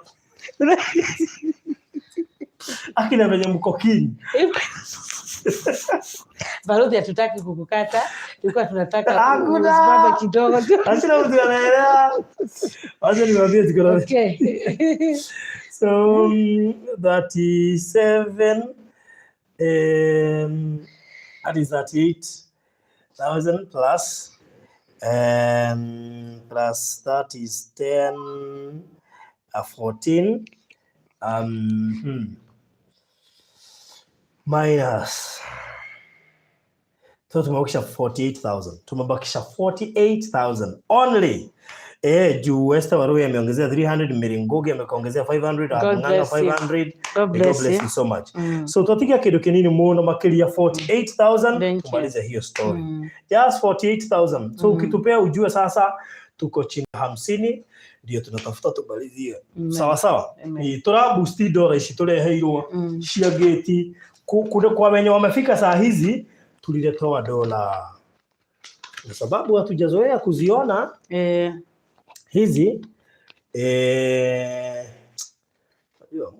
Mungu nisaidia na madola kama hizi. Imagine. Unajua ni vizuri unaambia Mungu ndiye anachenja huonagi. Kwa sababu akikusaidia na $100 moja hiyo ni 10k. Sasa Mungu akuuliza unataka dollars ngapi? Ambia nataka kama $1,000, hiyo ni 110,000. Mungu nipe $2,000. Oh. 200k and something. No. Nasiona. Let me tell you. Choke my money. Sasa hii ni ya gate 110,000 ndio watu wana boost. Wewe unatuongezea nini? Unajua hiyo gate hata haiwezi yekwa bila mchanga, haiwezi yekwa bila mawe, haiwezi yekwa bila ballast, haiwezi yekwa bila watu wa labor. That's why we need 100k. Ndio at least tutoke hapa. So kati kwa hiyo 100k unatupea nini? Kwa hiyo 100k unatupea nini? Mama tukiwa hapo mama kuna mgeni. Hiyo Kiswahili banze. Ya Mombasa. Tukiwa hapo tulioa. Yes ya Mombasa. Ataka hiyo kando na hayo. Kando na hayo. Lakini tulioa tukiwa hapo. Tuko na mgeni.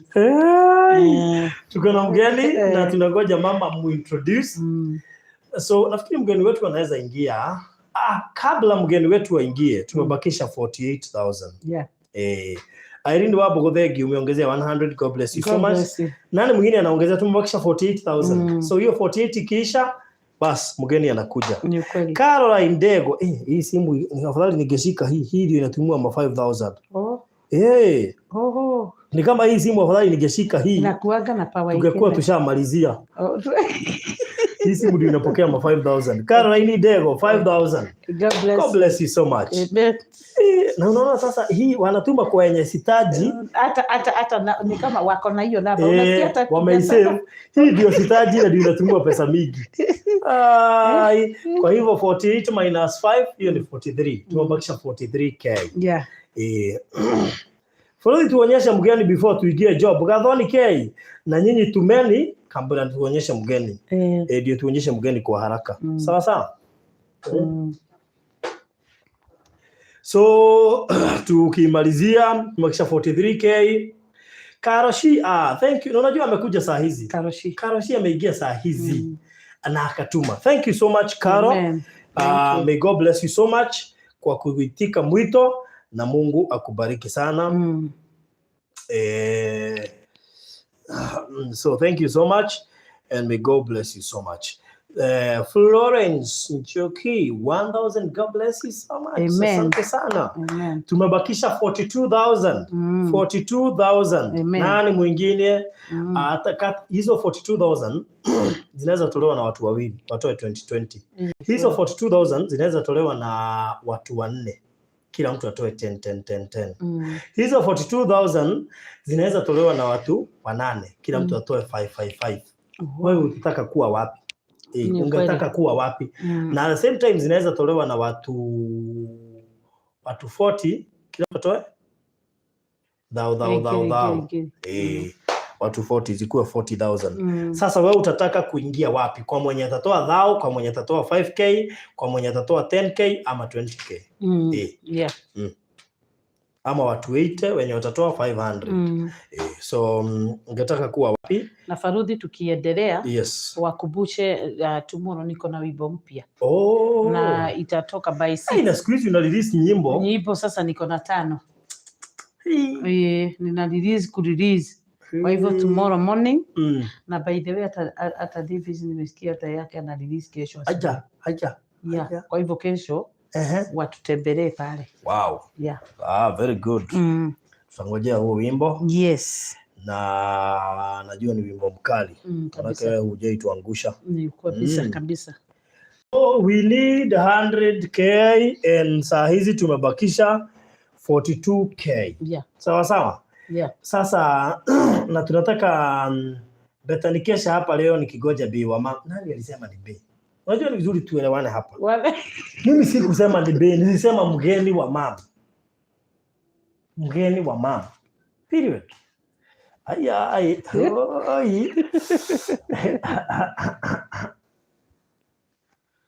Aya, pia Moyo anaachilia song kesho. Kwani kuna song?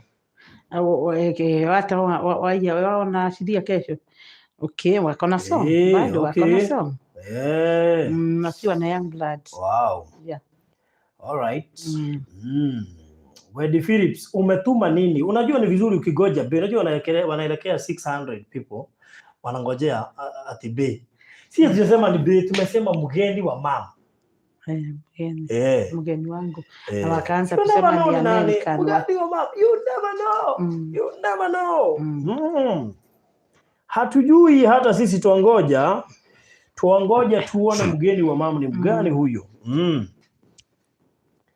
So sio Davis. Hiyo ni ukisikia nimesema sio huyo, ujue sio huyo. Sio Davis. I assure you. Okay. Sikia, tiwali umeanza kuruka na ulikuwa umesema ni bei. Nani? Ni watu hapa walisema ni bei, wewe ukashika ni bei. Mimi sijasema ni bei mahali. Hata wakasema ni Black American. Sikia, mimi ni juu nilisema 49 years. Nikasema mama haizi kaa hivyo. Si kusema ati ni bei. Kusema 49 years. Nilikuwa tabiri. Nilikuwa tabiri tu. Kwa sababu mama hakai hivyo. Hapana. Yes. So haya, sasa tumeacha kutoa, tunangojea mgeni. Ni tutoe tukigoja mgeni. Sababu mgeni tukikosa kufikisha target hatuwaonyeshi mgeni. Mgeni, mimi siwezi leta mgeni hapa kama hatujafikisha target. So kwa wale wote wangetaka kuingia kwa challenge ya 500. Tumeni saa hizi. Kwa wale wote wangetaka kuingia na sio doita. Kwa wale wote wangetaka kuingia kwa challenge ya 1000, tumeni saa hizi. Wale wangetaka kuingia kwa challenge ya 2000, tumeni saa hizi. Wale wangetaka kuingia kwa challenge ya 5000. In fact, challenge yetu leo ni 500, 1000, 2000 na 5000. So uwanja ni wenu. Tumkimalizia na ukitaka hata kutuma kwa hii side nyingine unaweza tuma, maana kuna wenye wanatuma upande huu lakini nafikiri ni wa Sendwave peke yake. Hao wote ni wa Sendwave. Okay, huku huwezi tuma na World Remit lakini Sendwave inaingia. Huku kwingine unaweza tuma na Sendwave na bado World Remit yenye napeana. Paulini, come on, 3200. God bless you so much. Asante sana. Thank you so much. Au ni yule mzugu? Who knows? Wacha tungoje. Kwani kuna mzugu? Kwetu? Ni mgani? Mimi yule. Watu kila kitu. So we are at 42 plus 19. Hiyo ni ngapi? Hapana. 42 plus 19. 42 plus 19. Tumebakisha 38. Hiyo ni kama 38, 39. So tumebakisha 39,000. 39,000 ndio tumebakisha to unveil mgeni wetu. Thank you so much Pauline kwa sababu ya kutuma 3000. Faith Njimu 500. May God bless you so much. Asante sana. Umetuongezea. Mungu akubariki. Nani mwingine anaingia kwa challenge ya 500? Pauline ameingia kwa challenge ya 3000. Faith Njimu akaingia kwa challenge ya 500. Na Florence alikuwa ameingia kwa challenge ya 1000. Ati hapa tunachezwa na Farudi. Mimi si wachezi, kama hakuna mgeni siwezi waambia kuna mgeni. Kweli. Kwa nini zile wakati zingine siwaambiagi kuna mgeni? Kama hakuna mgeni hakuna, kama yuko. Kwa hivyo mniamini. Siwezi wacheza. So who else? Nani mwingine anatutumia 0700 669 503 0700 669 tuambe turute nigetha turekie ndio niweze kuonyesha mgeni na nitodhire kahora muno. Tuko watu wengi sana, 586 hata kama 500 ado 586. Imagine 586 watching. That is so risky. Na hakuna mwenye anatuma 582 people watching. So Wanatigana itagite kile kumwira mundu atumeigana igana au watu 586 maana itakuwa imetosha. Yes, itakuwa imetosha. Hiyo kwa 100 itakuwa 58,200. Ndio kweli.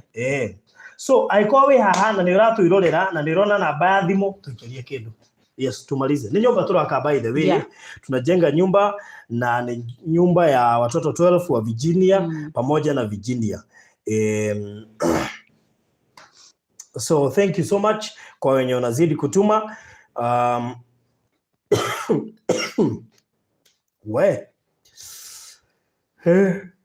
Anyway. Very good. All right. Tuko watu 580. Hata hao watu 8 wakituma 500. Hao watu 8 tunamalizia hii story. Ni kweli. So si mtu wako hapa ajitolea toe tu hiyo 1500. Tunajua mnatoanga kila siku.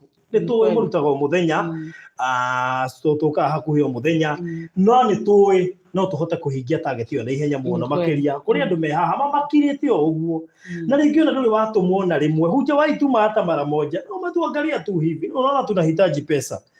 Wapendwa, hii pesa si yangu. Hii pesa si ya Virginia, ni ya kumjengea juu ya wale watoto.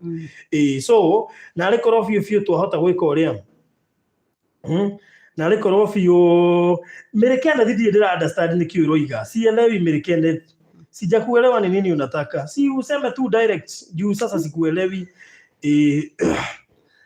Thank you so much Idera Veronica 300, may God bless you so much. Nani mwingine anatuma? Najua watu wanalipa school fees, najua kuna vitu mingi sana zinafanyika but tutigiaga gutuma kindu kiria mundu atigitio no kone matano. Thank you more Paris Gisho no wongere na magana matano no kone gutumite ringi.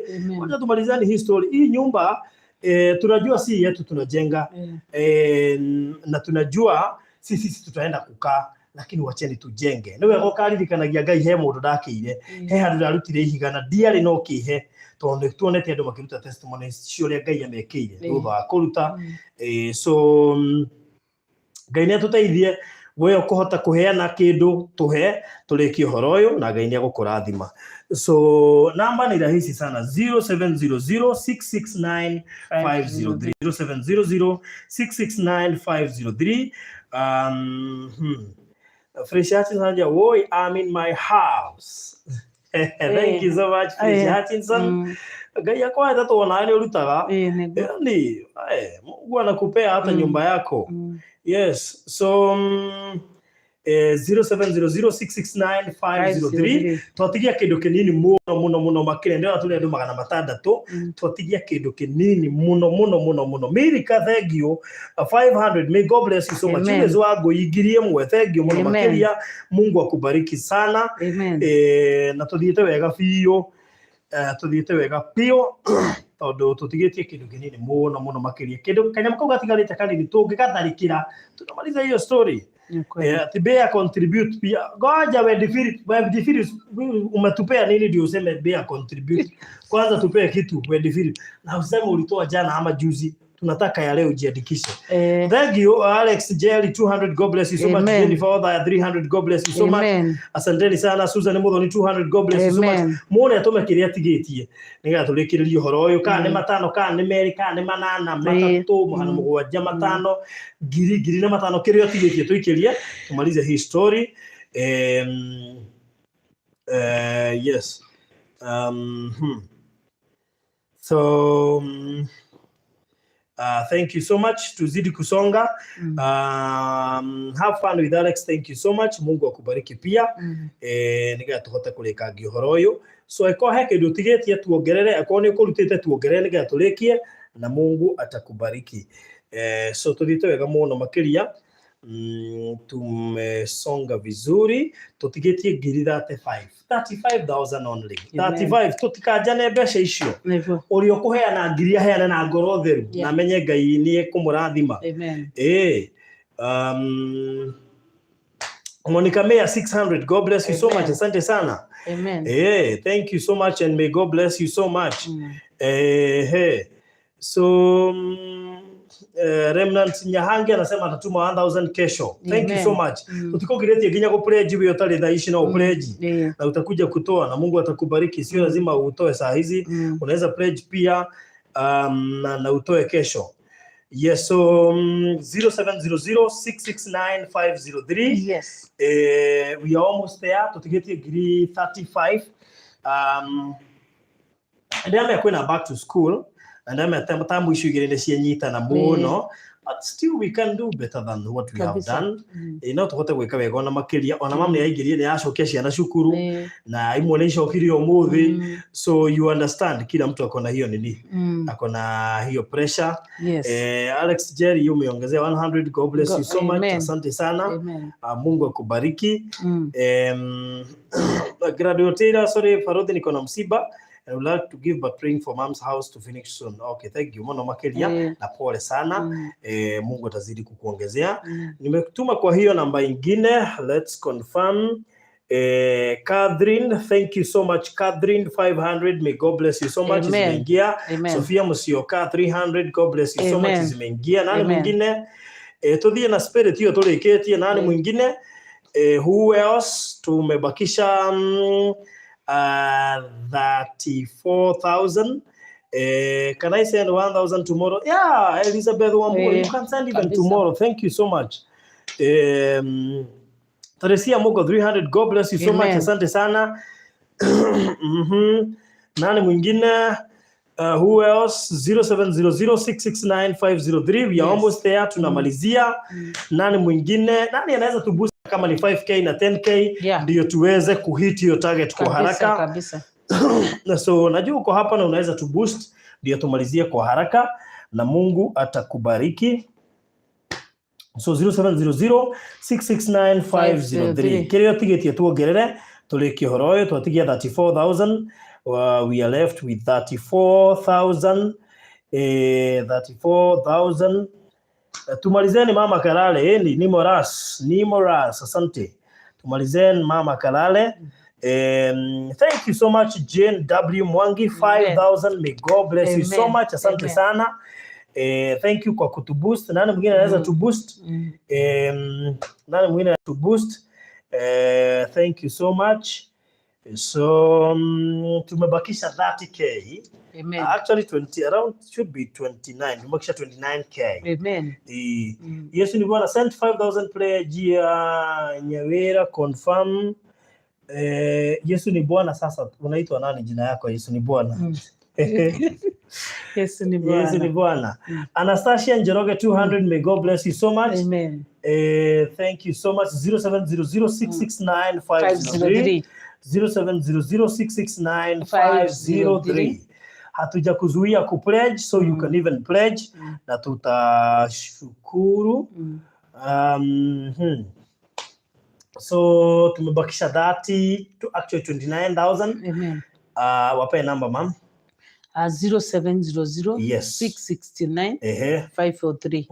0700 669 503. So 0700669503. 500 from Benedict Kamau. Thank you so much Benedict.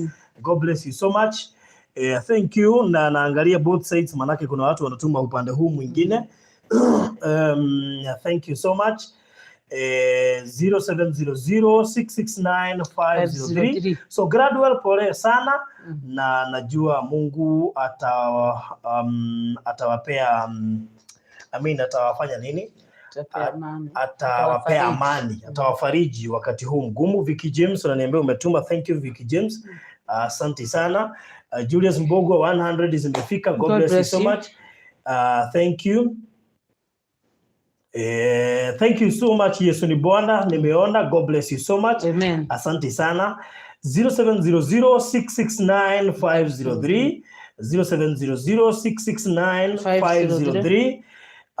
Itatoa Virginia Wangari Kamotho. Wale wako na ile namba nyingine ya 0706 bora usiku unatumia World Remit. Ukitumia Sendwave unaweza tumia hiyo namba. So wale wanatumia World Remit. Aya, Samuel Kamau 1,000. May God bless you so much. Imeingia. Asante sana. Tudite wega muno makiria. We are almost there. We are almost there. So Amen. Thank you kwa wale wote wanatoa. Amen. Na tukashokeria Ngai ngatho ni undu wanyu. Yes. So thank you so much. Thank you. 0700669503. Nimeongeza kitu kidogo. Alex Njeri, thank you. 35. Amen. May God bless you so much. Asante sana. Mungu akubariki. Nimetuma with the name Samuel Kamau. Remnant zimefika. Mungu akubariki zaidi. Amen. Asante sana. Tuthiete wega muno makiria. Thank you. Tuthiete wega muno makiria.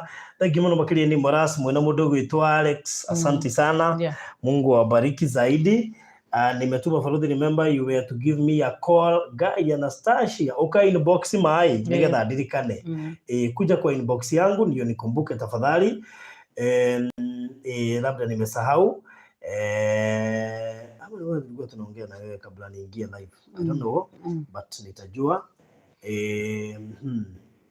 Thank you so much Alex. Nyumba itaisha tu. Mungu atakubariki pia. Tuthiete wega muno. We are almost there. Yes. Nani mwingine anatuongezea 0700 mam tupe 070669 Wape tena 0700669543. Okay, Esther 1000 imeingia. God bless you so much. Asante sana. Tuko karibu. Unajua kila mtu aliingia kwa challenge yake. Sasa tuko karibu kumalizia. Yes. Yes. Tuko karibu. Mary, thank you. 1500. Thank you so much, Mary. Amen. And Eva 200. May God bless you so much. Amen. Veronica amerudi tena ameongezea 2000. God bless you so much. Asanteni sana. Nani mwingine anaongezea? Who else? Nani mwingine anaongezea? We are almost there. Tumebakisha kitu kidogo sana. We are left with 21,000. Tumebakisha 21,000. Hii story ishe. Nani mwingine anatuongezea? Wape namba tena mam. 0700669543. 0700669543. All right. Esther Wamboi, thank you so much. Yako imefika. Mungu akubariki. Imefika tayari. Na tunashukuru Mungu sababu yako. Nani mwingine? 0700669543. Rudi hata mimi niko na vita na wewe. Unaona hiyo vita? Silienda vacation, nimevurugu. Na mimi huyu nimerudi. Ni kweli. Hiyo vita itaisha. I'm telling you. Na kwanza vita yako yenyewe ni kubwa. Vita yako. Hiyo hata siwezi taka tupigane. Maana nitaumia. Okay. Mtu anafadhali kujiangalia. Kuna mahali nafaa kwenda na I'm very sure. Unajua kuna kitu ilikuwa imekwama kidogo. Lakini Mungu ni mwaminifu. Najua itaisha by I'm hoping probably by tomorrow or Thursday. So nita make kwenda probably on Friday. I know it's possible. So Merevurugo usinipige tafadhali. Nimejiongea. Yes. Na sijasahau by the way. I really forget. Naweza okay, kusahau mimi usahau ndio, lakini haitokagi kwa kichwa. Haitokagi kwa akili, you remember. Si kujisahaulisha. Of course mtu anaweza sahau, lakini kuna ile vitu zinakuwa mingi bado hiyo iko kwa line. Kwa wakati mwingine there are some things zinaweza kukuinconvenience. Ingawaje bado iko kwa mpango. So tumebakisha 21k tunaweza tupata tu watu wanne watupe 5k kabisa. Tufunge. Mgeni aingie. Nani yako hapo atatuongezea 1000? Kuna mtu hapo anaweza tuongezea 1000. Najua mama amechoka. Kabisa. Najua mama amechoka. Na ndio hiyo. Maana leo ilikuwa back to school na pia kesho na iwe area. Ilimuliki woi mutikahurana muno nduka guthe kahaco.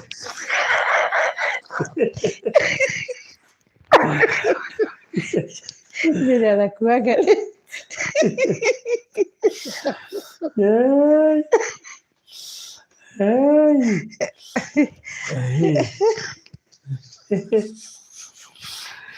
All right. Okay. Thank you so much. Hadita kama no Faith Jimbo 200 umeongezea. Thank you so much. Amen. Asante sana. Nani mwingine anaongezea? Who else anaongezea? Tumalize. Turoleta kurikia andu wa Ngai. Tuteithiririe kurikiriria nigetha tu boost mwaka ucio.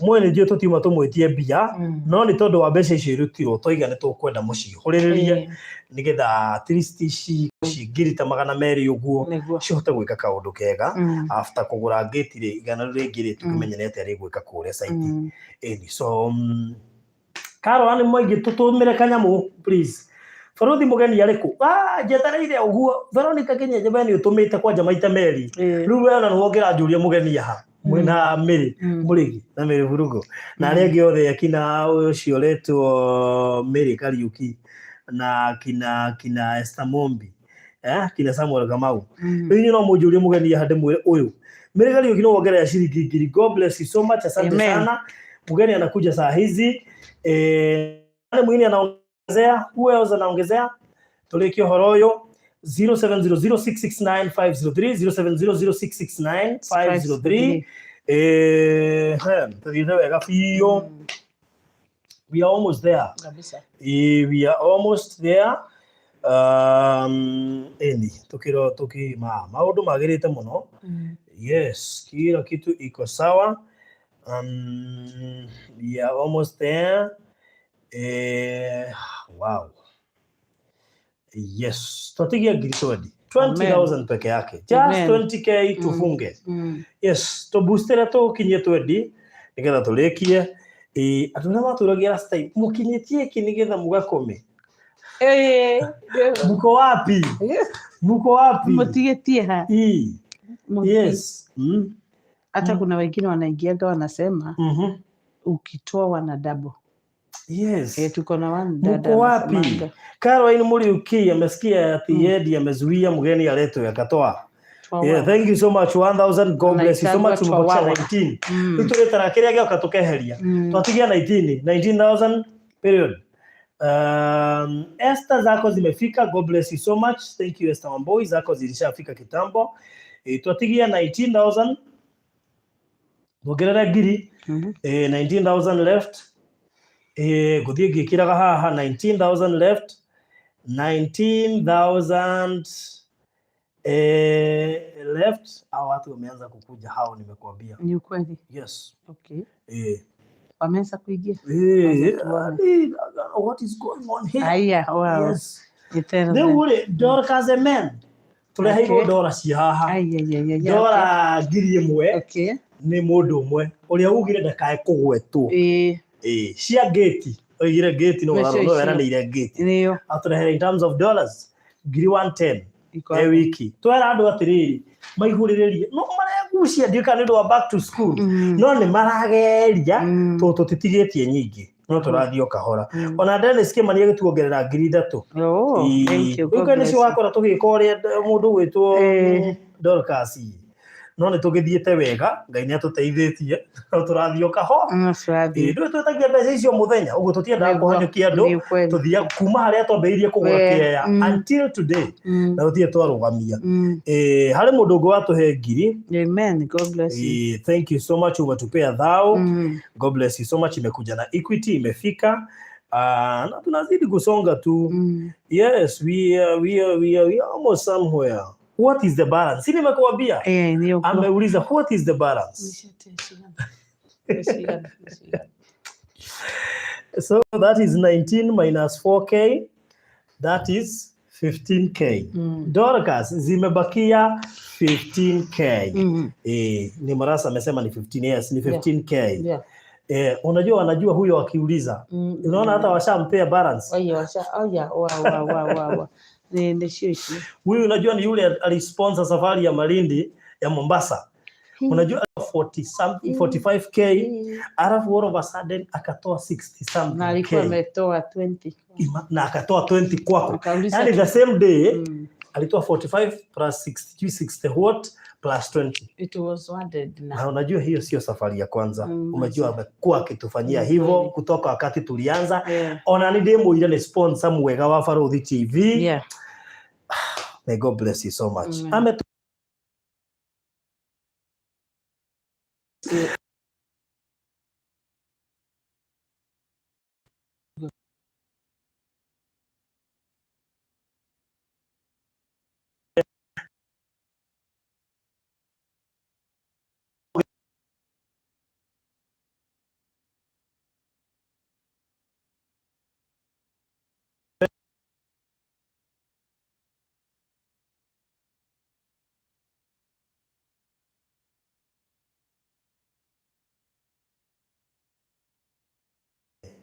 Kuna kakitu kanakujaga hapo kwa screen.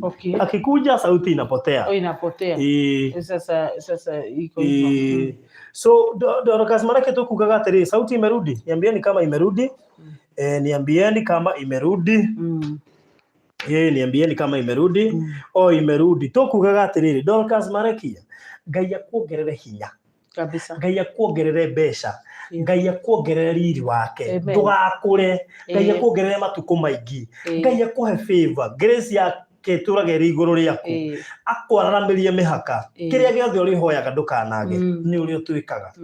God bless you so much. Nduri waturekia. Umenya ni hindi yoka. Amekuja tu saa hizi na akamaliza mara moja. Ametuma. Thank you. Ametuma 16,949. Thank you so much, Dorcas Marekia. May God bless you so much. Na how Irene Masika akatuma 1,000. Benson Mwanga akatuma 200. Unajua Benson Mwanga ni yule nilisaidia mtoto wake alikuwa amekuwa Gertrude. Bado anatumanga. Imagine kuna watu huwa wasahau. Bado anatumanga hata yeye. Na may God bless you. Onashia giothe maruta. Ngai amuhe health njega. Muratura matuko maingi. Mugegawa ya besha kana mugegakwa mwene ifatara muhoye Ngai akamuigua. Mugegakorwo hatikaine mugakaira Ngai na akamuigua. Mugegakorwo mugifatara akone school fees ya ciana cianyu. Ngai agatuma kugie na destiny connector. Okeke kiundu na yo rigwo Ngai ahana ati. Matuko manyu mothe mutikana thindike. Mirimu ire arabangitwe guka.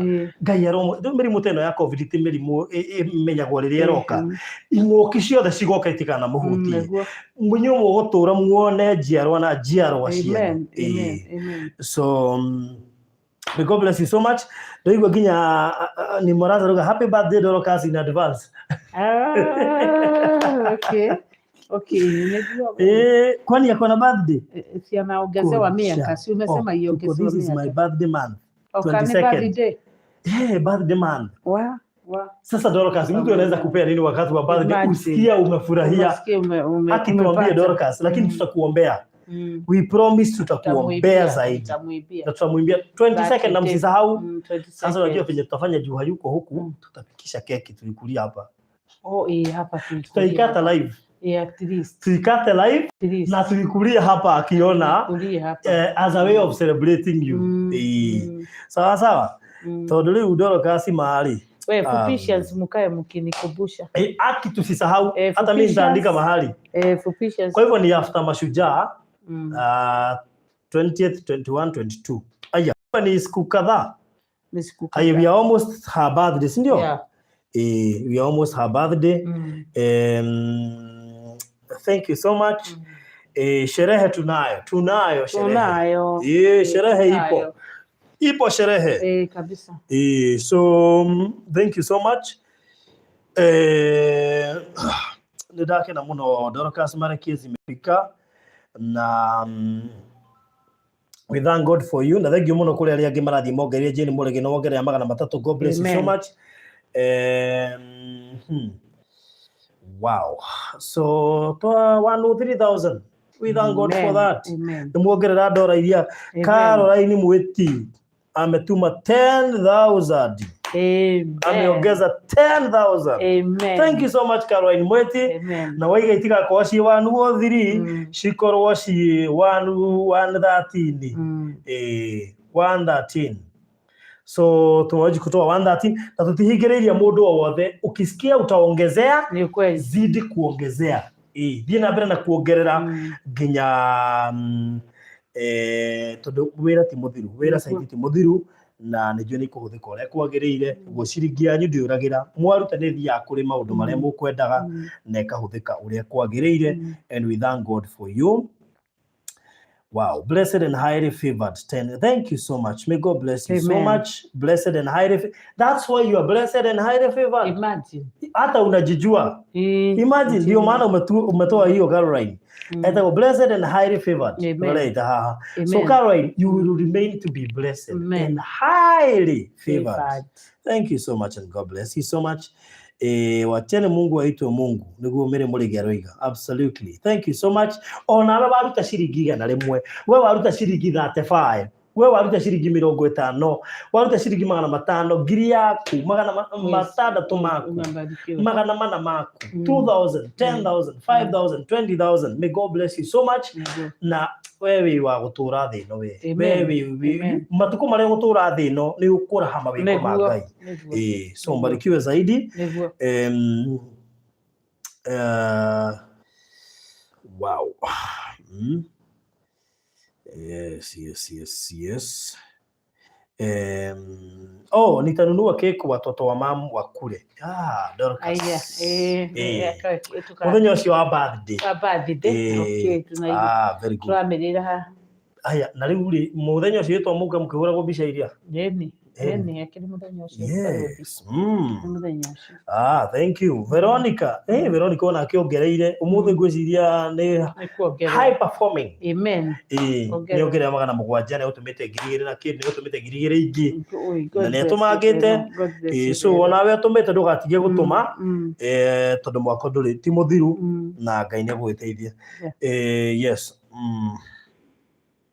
So karibuni sana and may God bless you so much. And thank you so much. Oh yes, na tunaendelea vizuri. Leo ule tonto ikinya target ile.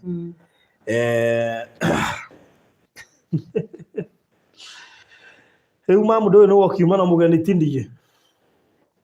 Inotoke mweli akinje. Inotoke mweli agioke. Notugite.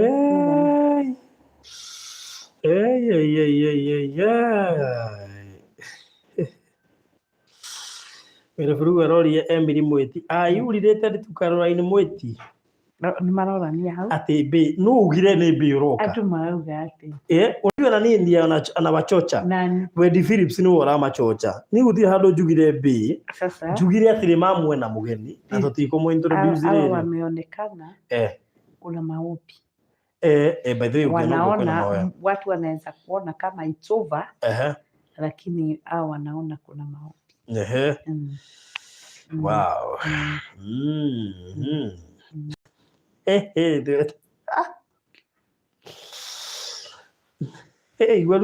Luce jawe ilo leo lilia. Ati mambe na how the Twitter meeting. Nani amesema ni be? Ni nyairo. Ate be na do not Twitter meeting, do not meta meeting. Oi. Wacha kucheka wewe. Ukuja hapa kama ucheki.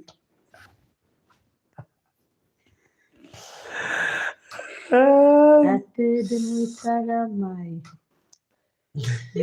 Mutara Diana ibaga hivyo sio. Demutara mai rava. Kido aniekeo kuma kuiga. Wacha tu hakuna nyinyi mchochwe sana. Hapana. Unajua mimi nawaibia vile mimi anaibaga. Ni wipo tu imekuja. Ni wipo tu imekuja. Unajua hawa watu na ni Wedi Phillips aliwachocha. Si unajua ni Wedi Phillips. Sasa wamekataa kula wanagojea TB. Mimi hakuna mali jabe. Hakuna. Kama ni cha hivyo tutaita kwanza huyu mgeni asalimiane alafu tuite yule mgeni made ndio. Ndio. Tuanze na yule.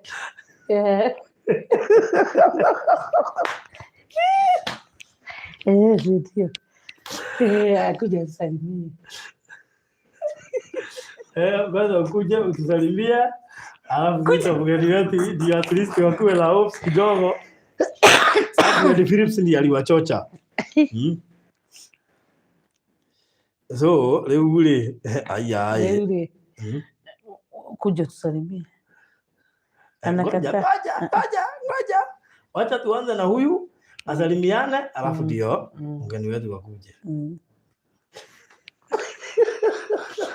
Sasa mgeni wa mama amekataa. Mgeni anakataa kukuja. Anafanya hivi.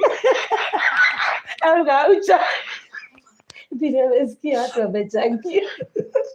Bila maana anagojewa akaogopa. Au ndio wamefanya aogope. Baadaye anakuaga shai wa kamera. Anafanya hivi.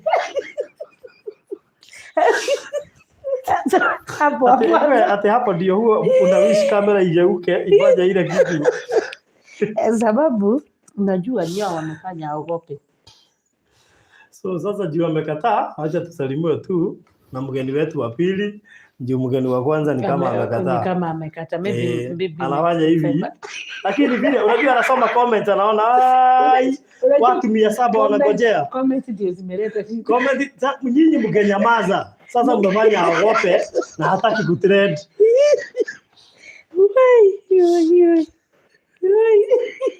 Mumefanya aogope. Hata hii ni prank. Hii si prank. Prank achieni Javera. Javera ndio prank. In fact niko na mgani but kama anataka unajua siwezi mforce sababu asinichukie bure. Unajua sasa hapo ni wewe.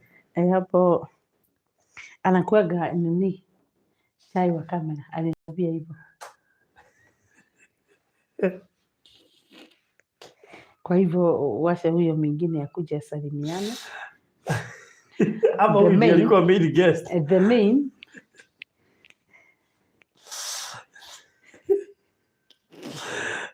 ate yangu brand itana viti. Ayo unajua hawa hata washuka wote wako huku. Wewe watu wako huku. Yangu brand yako huku. Javera yako huku. Unaweza kuona nani? Unajua sasa nitagoja nimegojewa. Nitakuta nimegojewa. Hii vita sasa ni yako, si yangu. Inaonekana hapa. Hapo nitaanza kuongea. Ati baba is innocent Barodi ya mwalimu.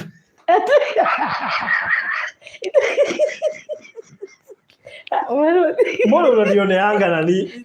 Just vile nyablo ati unanioneanga sana. Unapenda kunionea sana. Kuja basi wewe watu hivi hata kama hutaongea tuintroduce mgeni wa pili. Nitageuza kamera.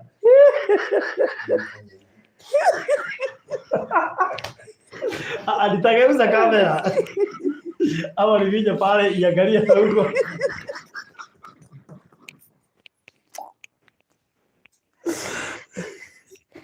Hata nisijawira akukosagi drama pale huko. Sasa unaona vile tunafanya. Nageuza kamera. Mtakuonyesha na mgeni wangu. Nigeuza kamera? Onyesha na mgeni wangu. Nigeuza kamera na huko. Amasi mgeni yako sawa. Unaona vile wamefanya. Sasa unaweza semaje uko sawa? Unaona vile wameogopa, unaona vile wanacheka. Nyao wanafanya aogope. Sikia ati mama walitolewa Nyandarua hivyo tu. Mama umechange sauti. Utajua hamjui mmechezwa. Yangu ndio kuchocha watu. Ni mimi nionyeshane kamera side ile nyingine. Tunapeleka side ile nyingine. Bas. Haya mgeni wa pili kwanza toka. Hiyo ametoroka. Mgeni wa pili. Hiyo ametoroka. At least bila bahati umeona mgongo.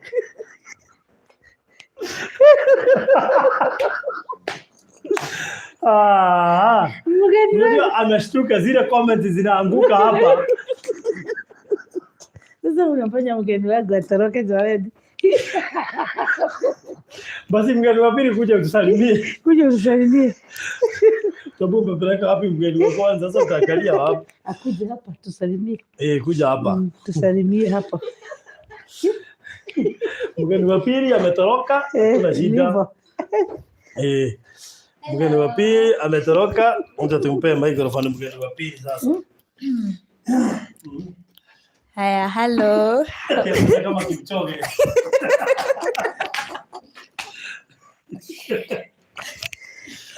Huyo ni nani ya? Kaisa tuko tu hapa. Kipchoge mbio. Kipchoge.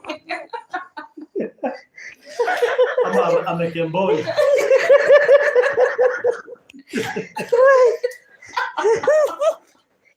Kumbe.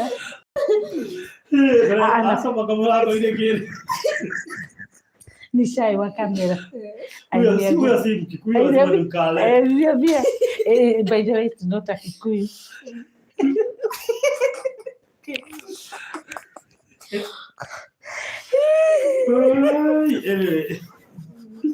Moyo, tusalimie. Hello.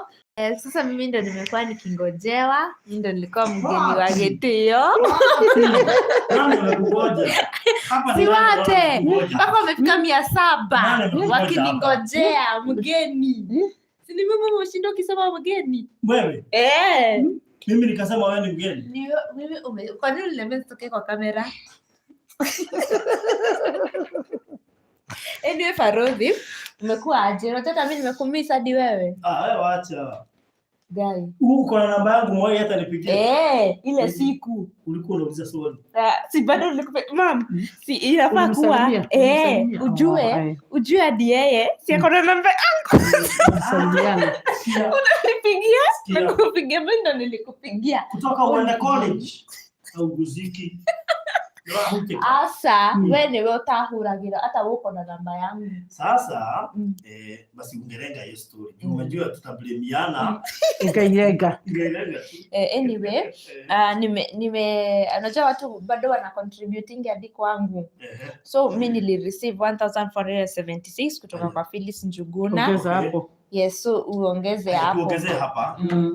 Lakini huyo Kemboi kwa nini? Tuongeze wapi? Hapo. Tuongeze hapa, si ndio? 1000. Kwa hivyo hiyo si ni 114,000. Yes. 114,000. Almost 115,000.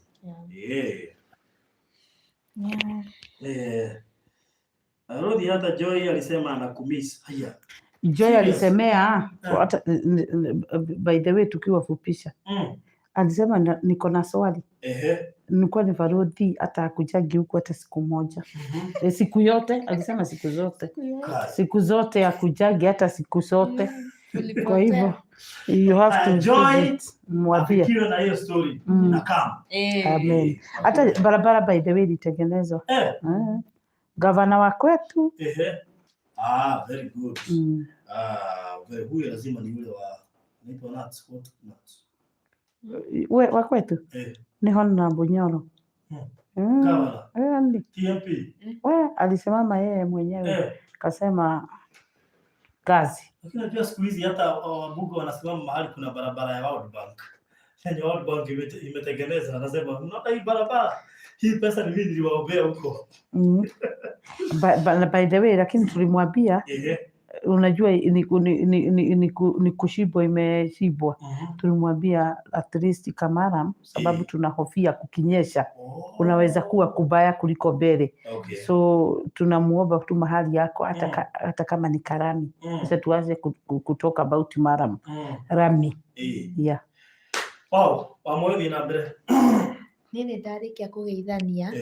No ndiragithoma. Yes, na bado naendelea kusoma. Bado naendelea kusoma. Bado naendelea kusoma, no ndiragithoma Nimetranslate ndio mwenye akusikia vile nilisema na Kikuyu aelewe. Direct translation. Nikukana mama. Imagine ati anione. Hapana. Hapana, mimi nasema tu. Lakini nimekuwa salama. Ni vile tu nimemiss Barodhi TV. Just sijui nimeriga hapa kitambo. Lakini thank God leo nimekuja. Na nimekuona hadi wewe nimefurahi. Nasikia siku hizi wewe ni model. Siku hizi ni modern. Utakuona kwa billboard. Utaniona very soon by the amen. Kwa sababu mimi nataka kuspecialize kwa modeling and kuwa stylist. Nataka kuwa Stylist ni wale watu wanatengeneza nywele vizuri. No. Sasa tunafanya fashion and design, itakuwa ni sasa si lazima mimi ndo nishone nguo yenye mama amevaa, but naweza advice nguo yenye atavaa kwa occasion fulani. Si ni advice. Sasa hiyo ndo nataka. Sasa uko sawa kama sasa hii si ni official, unakaa vizuri kwa sababu inafanya ikuwe professional. So sasa nataka kufanya modeling, ku specialize in modeling and kuwa stylist. Wow, okay. Na interior decorator, hizo 3 mostly. Pale kwa machine si sana, lakini hizi zingine 3 nataka nikuwe ni specialize. Tayari mshaanza kusoma? Kwa semester 2 by the way nilikwambia. Okay. Semester moja kwa shule yetu inachukua 3 months. So nimemaliza semester 1, nilifanya projects za semester 1 kamaliza. Naweza kutengenezea pillow, naweza kutengenezea mat. Huku tunahitaji mat na pillow mingi sana. Naweza kutengeneza sasa hizi tunatengeneza curtain. Ndio tunashona, tunajishonea curtain. So sasa hiyo ndio tunafanya saa hii semester 2 then. Mwalimu anaitwa nani? Madam Judy. She's a very good follower. Sasa mimi nakutuma kwa principal. Dean. Si dean, principal. Madam Liz wa huyo ni rafiki yangu sana. Kwa nini umeshtuka? So mwambie unanijua.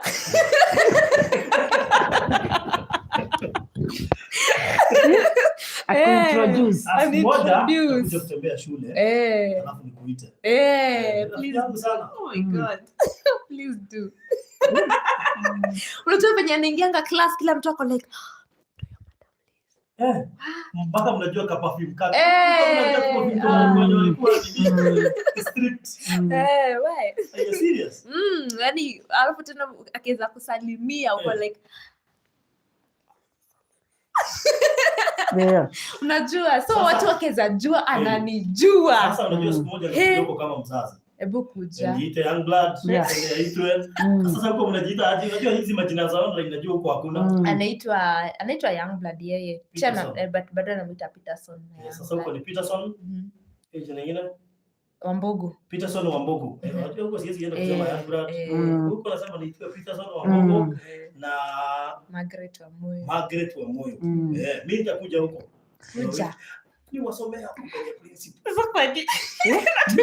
Usifikirie hapa ni online. Niambia principal ujue hawa ni mabloggers. Msipowachuga sana hawa.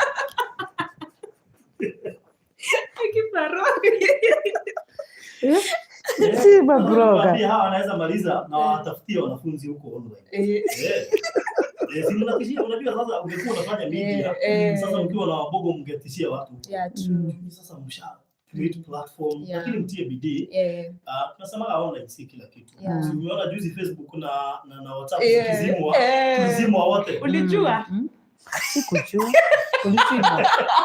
Kulizimwa. Na kamera ilisimamishwa. Hapo ndio nilijua. Online si kila kitu. Kuna siku WhatsApp na Facebook hazikuwa zina function. Ingawaje mimi nilizigojea.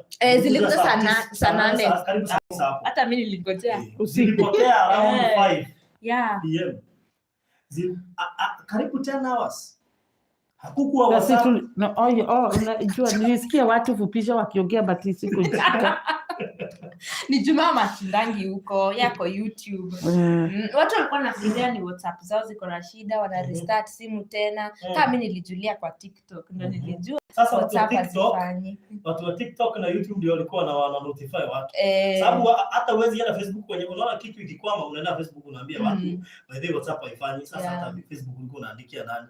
Hata uwezi andika yendi. Hapo ndio nilijua online sio kila kitu. Siku moja mama utaamka uweze ku-click go live. Ikatae. Wewe hiyo shida ilinipata ile siku nilipewa copyright. Niliamuka tu nikaenda kufanya. Nikakata. So hapo ndio nataka kuambia watu online sio kila kitu. So ni vizuri pia tumia hiyo online kukuwekea kazi, kufanya vitu za maana. Ndio ile siku inaweza zimwa. Na hapo ndio nilijua wakati Biblia zitazimwa za online. utakuwa unatoka hapo unaenda Thika kuchukua Bible. Unapigia rafiki yako, uko na ile Bible mzee? Sawa, naikujia saa hizi, nimepeana kwa Kamau, anarudisha saa 7. Sasa wakati huu watu watakuwa na kiu ya neno lakini halipatikani. Maana tumezoea kufungua tu app tu simu ati ndio Bible. Watu wanunue zile Bible mzee waeke kwa maana kuna siku itafika shetani na hawa mpinga Kristo akikuja mimi naona kama atazima app zote za Bible. Yaani kwa nyumba kumbe hauna Bible, simu inakusaidia. Hapo ndio utatafuta neno halipatikani. Unajaribu Google, YouTube, hakuna. Yes. So utie bidii. Nitasoma. Na usiende kusile shule. Unajua watu wa model pia wanasumbua. Wanasumbua sana. Shule. Kwanza tuko na audition ya ya Mr. and Mrs. Nibs. Sasa obviously unajua lazima uta contest. Na Mr. and Mrs. Sasa nitakuwa tutamuona hapo na sasa itakuwa ya kwanza, so niende kwanza nione vile wanafanya and then tutajua sasa mwaka yangu lazima nita contest. Unajua mtu anaitwa unajua ukiingia Nibs College unajua hata nikiwafanyia advertisement nimekuambia principal yangu nikiwa Kamotho nilikuwa nimemhost hata sasa nikampigia ingawaje ni usiku anashika ni rafiki yangu sana. Sasa ukiingia Nibs kitu ya kwanza kunotice hata si principal ni mtu anaitwa Jenga. Yes. Huyo. I know. Unajua kuna kasoro nilikuwa na Madam Liz wake. Sijui wanafunzi sijui nini walifanya Thika. Ile taabu iwapata. We. Huyo Jenga. My friend kuwa tu discipline. Hiyo ni discipline master. Kuwa tu discipline. Kwa hivyo hata college watu huojwa. Kuna mnasikia kuna msichana alimletea ile unajaribu kumongelesha vibaya, alichukua simu yake na ID cause huwezi enda home bila simu na bila ID. Ndio umfuate kwa ofisi yake. Yaani uko huwezi fema akiingia class awapate bila mask. Sasa mimi juzi nilimuona akiingia hapo kwa reception nikasema acha nitengeneze jina, nikamsalimia nikamwambia how are you sir?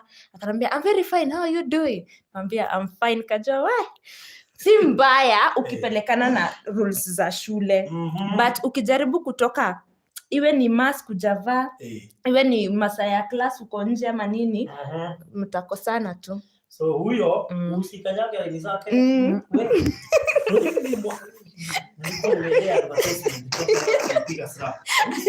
Ni mkali. Na kuambia hapana. No. No. Mkali. But ako poa. Because pia wanafunzi wa college wanafikiria wao sasa wamewashafika. Watu wengine wana waste college fee ya wazazi kwa sababu wanaona sasa over 18 pia nini. Ni vizuri kuwa pia strict hivyo. Na love Madam Liz wajoike maana ako na hiyo unaona kulea. Ulezi uko ndani yake. That's unaona ukimwona kwa TV na advice watu and napenda vile anapenda watoto. Mtoto wako haizi potea ukimpeleka Nibs College. Akuwe chini yake apotee unless akuwe na shida. So anyway, that's all. So hivyo ndio maneno ya B imeisha. Hivyo ndio tumechezwa. Kwanza tusikizane. Hakuna mahali mimi nilisema hakuna.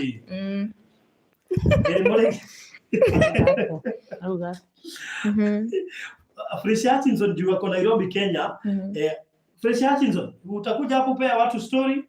Kuna watu wanakuitisha ukuja hapa juu uko Nairobi Kenya. Sasa si tuta organize ndio kuja hapa. Yes. So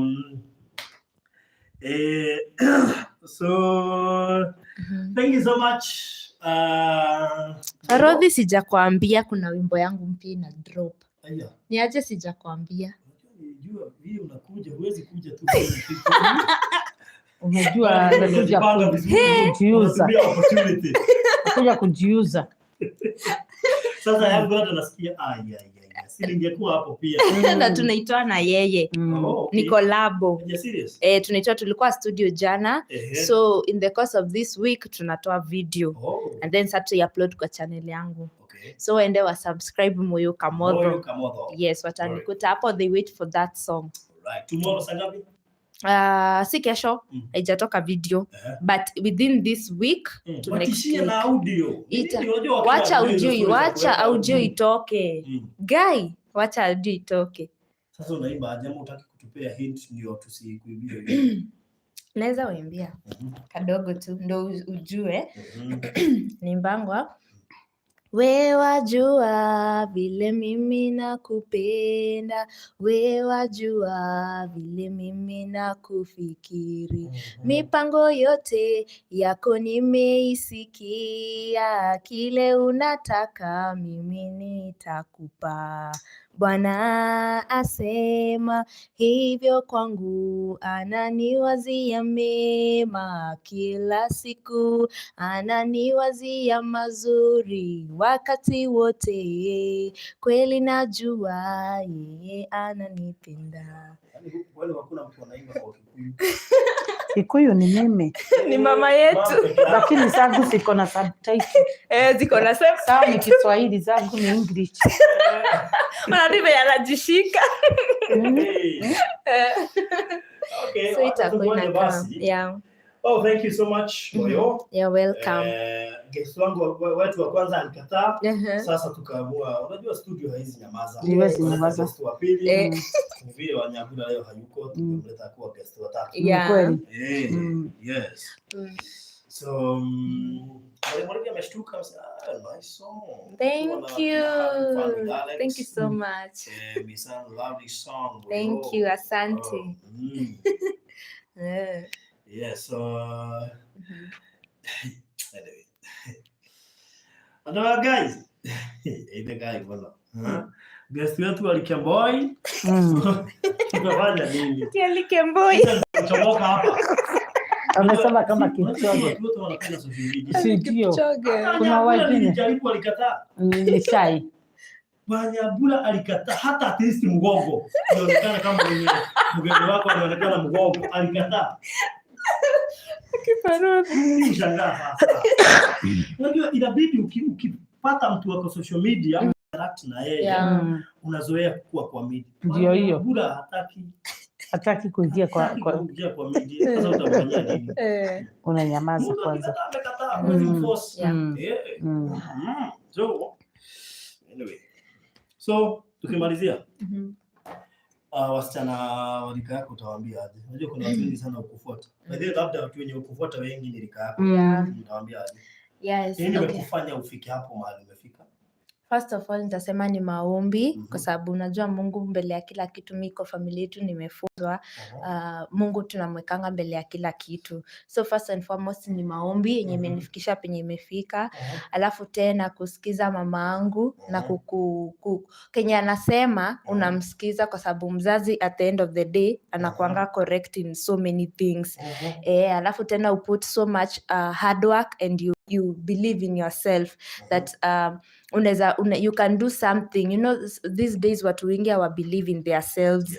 Yes, wanaona ni kama they can't, but me I want to tell someone who is my age out there, msana mwenye nikaa mimi kwa sababu nawapatanga Farudhi bedheo na text wata wananiambia mbona nakupenda sana mimi wa rika yako na watchingi channel yako, napenda vitu unafanya, napenda masomo unafanya. So mimi nazaambia ni hard work na believing in yourself. So mimi nimejiamini I can really do this and finally naona penye Mungu amenifikisha. So yeah, believe in yourself. Okay. So una watu husema ujana ni moshi. Hiyo methali inaishaga aje? Sijui. Tumerudi. Kumbe tuko tu hapa. Tuko hapa, hatujaenda mahali.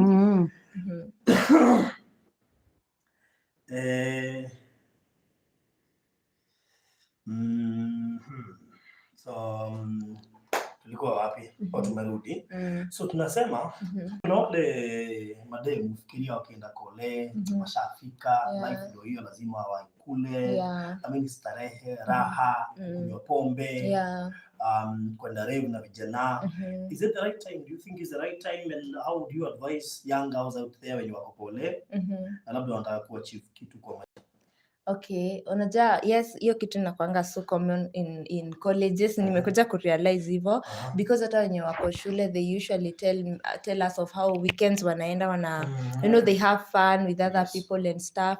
Wanakuja wamelewa because kwa akili yao what is in their mind is that is fun. They are making they are using ile ujana wao saa hizi. But mimi naweza mtu, hiyo ni kitu na kwangu umeweka kwa akili yako because si kumaanisha ati because I don't have a boyfriend or I am not drinking or I'm not going for all those stuff zenye wanaenda inanifanya nikuwe mjinga, you know, ama inanifanya nikuwe mshamba ama outdated. But inakuanga kwa akili yako, kila kitu inakuanga kwa akili. When umeka mentality ya kitu fulani, that is when unafikirianga hiyo kitu ni right, you're doing that. So mimi naweza advise I guess hii tukiwa college si kumaanisha tuko wakubwa, we can do anything that we want and stuff. So mimi naweza advise kwanza saizi tusome, tutafute. Unajua tuna hiyo pesa ni kusoma, tunasoma. So tusome, tutafute hiyo pesa. Tusome mjitegemee. Yes, sio lazima utegemee pesa bwana. So sai kwanza watu wasome. Hiyo ndio mimi naweza waambia. Very good. Thank you so much. Na pia ni vizuri of course unajua kuna ile companies, bad companies shule.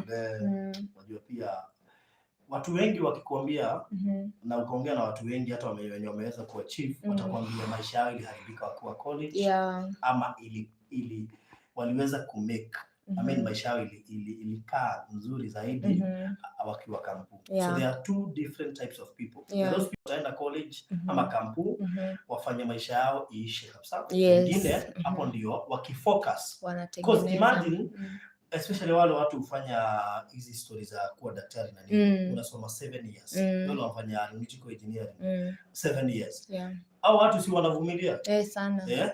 Na hawana time ya kutupa. So this time umepewa usome, just be keen, be serious, focus. Usiangalie chochote chenye wengine wanafanya. Just be yourself. Ulienda peke yako, utatoka peke yako. Usifikirie ati mtatoka na watu. Wenye tulitoka nao college, nimekutana na mmoja na hapa Kitengela juzi. After 10 years. 10 years down the line ndio tumekutana na yeye. Sasa assume yeye ndiye alifanya upotee. Na alitoka akaenda kivyake. Kwa hivyo uko peke yako huko. Kwa hivyo ukipotea utapotea peke yako. Mama kistrago si ati uanze kumletea mtoto hapo. Aanze kutuambia we are now 14. Uanze kumwambia jiforce kuita mother of 14. Sasa utakuwa unatuambia nini? So kama utie bidii tuitie wedding. That is after school. Ushamaliza. Tutaipeleka live. So tia bidii. I will. Tia bidii, hiyo ndiyo maisha na hiyo ndiyo mama anaweza kukusaidia nayo kwa sasa. So mama, tuombe tumalize. Hiyo iko sawa. Yes. Na tumeshukuru sana Faruthi wa Thayo. Thank you very much Faruthi wa Thayo family. Virginia Wangari TV Suprised, Moyo Kamotho, najua nyinyi wote mmetufuata. We are so much humbled. Na tukijua kila wakati tunaingiaga ni challenge. But hamjawahi to disappoint, hamjawahi tuangalia, hamjawahi kataa kuingia. God bless you na Bwana wabariki. Hata nyinyi siku yenye mtahitaji any help. May God send his angels na wakuja wakutembelee na ile challenge utakuwa nayo imaliziwe hapo. Kwa hivyo we are so much happy na tunawaambia asante sana na may God protect you. Bwana waongezee mifuko yenu hiyo overflow. Wenye wako kwa kazi promotions day by day, wenye wanaaminia Mungu watoto, wenye hawana makaratasi wako pale wanaamini Mungu to make a way. May God see you through. Chochote yenye unahitaji, pengine mwingine amepanda sababu ya familia yake, watoto wake. May God see you through. Sababu yeye ni mfalme mwema na yeye ni baba yetu na yeye ameona vile mmetushikilia mahali tumefika. We lack word, but God bless you. Kwa hivyo Faruthi wa Thayo tukuhoya. Na niwakumbushe tena kesho by 6 kuna wimbo mpya yangu inatokea. Thank God for that. There is a very good tunaweza sema ni achievement. Bwana wabariki sana. Kwa hivyo wacheni tuombe. Na kesho by the way naweza enda pale kunaitwa Gatundu. Gatundu afternoon. Okay. Kuna one of Opician. Kasichana kadogo I think nikayau kameishi kunipigia na kananiambia kako kwa wheelchair. Kananiambia I want to just to see you. Okay. So by tomorrow maybe I will be there. Pray for that girl anaitwa Abigail I think. Okay. So God bless you. Okay, Father, in the name of Jesus Christ, tumekuja mbele zako sababu wewe ni mfalme mwema. Tunasema ni asante kwa kila jambo. Asante kwa hii masaa yenye tuko uhai. Asante because of good health. Thank you because of the gift of life. Thank you because of your protection. Thank you because of blessing us. Thank you for the children, God Almighty. Tunasema ni asante sana. And my Father, we pray for all these Faruthi Wathai family and Virginia Wangari TV. Wote tunawakabidhi mikononi mwako. Angalia upendo, angalia Mungu wa ajabu, angalia kujitolea kwao. My God, may you bless them according to thy will, God. Kila mtu na kenye anahitaji, you know them, Father. I know you are aware. May you watembelee Mungu wa ajabu na ufurahishe mioyo yao. Put a smile on their faces because you are good, God. Thank you because of Faruthi Wathai. Thank you, my Father, because of this project. Asante sana mahali tumefika. Tunajua ni wewe. Thank you because of giving him that burden. Na wakati ataona hiyo nyumba ikiisha, God Almighty, I know hata yeye ndiye atasikia ako relieved na ndio atafurahia. Kwa hivyo Mungu wa ajabu, whatever it is needed there, may you provide according to thy will because you are good God. Tunajikabidhi sisi wote mikononi mwako. Tunasema ni asante sana. Thank you for the sick people, God Almighty. Thank you for disabled. Thank you, my Father. Wenye wanakuaminia watoto. Everybody mwenye anakuaminia. My God, may you see them through. Na uwape kulingana na upendo wako. In the name of Jesus. Asante Mungu. Hata sisi wakati tunatokea sahi. We cover ourselves with the blood of Jesus. We know, my Father, with you. Everything, my God, tunajua tuko safe because of you. Hivyo tunajikabili mikononi mwako. This studio, God Almighty, tunaikava with your blood. My Father, we pray for favor na tunaomba chochote kinahitajika hapa because you are aware. May you give. Thank you for them, my Father, wamejitolea. Hata huyo Madam God Bishop mwenye ametupatia that gate, God Almighty. Mubariki na umuonekania. Wakati wowote anahitaji anything, my God, be there because you are good God. Tunajikabidhi sisi wote mikononi mwako. Na wenye hawana job, may you provide because you are the giver. Wenye, my Father, wametukalisha, hawana matumaini, my God, waonekania na you bless them because tomorrow they will give. In Jesus' name we pray and believe. Amen. Amen. Amen. Amen. Thank you so much, and may God bless you. Thank you. Amen. Asanteni sana. Amen.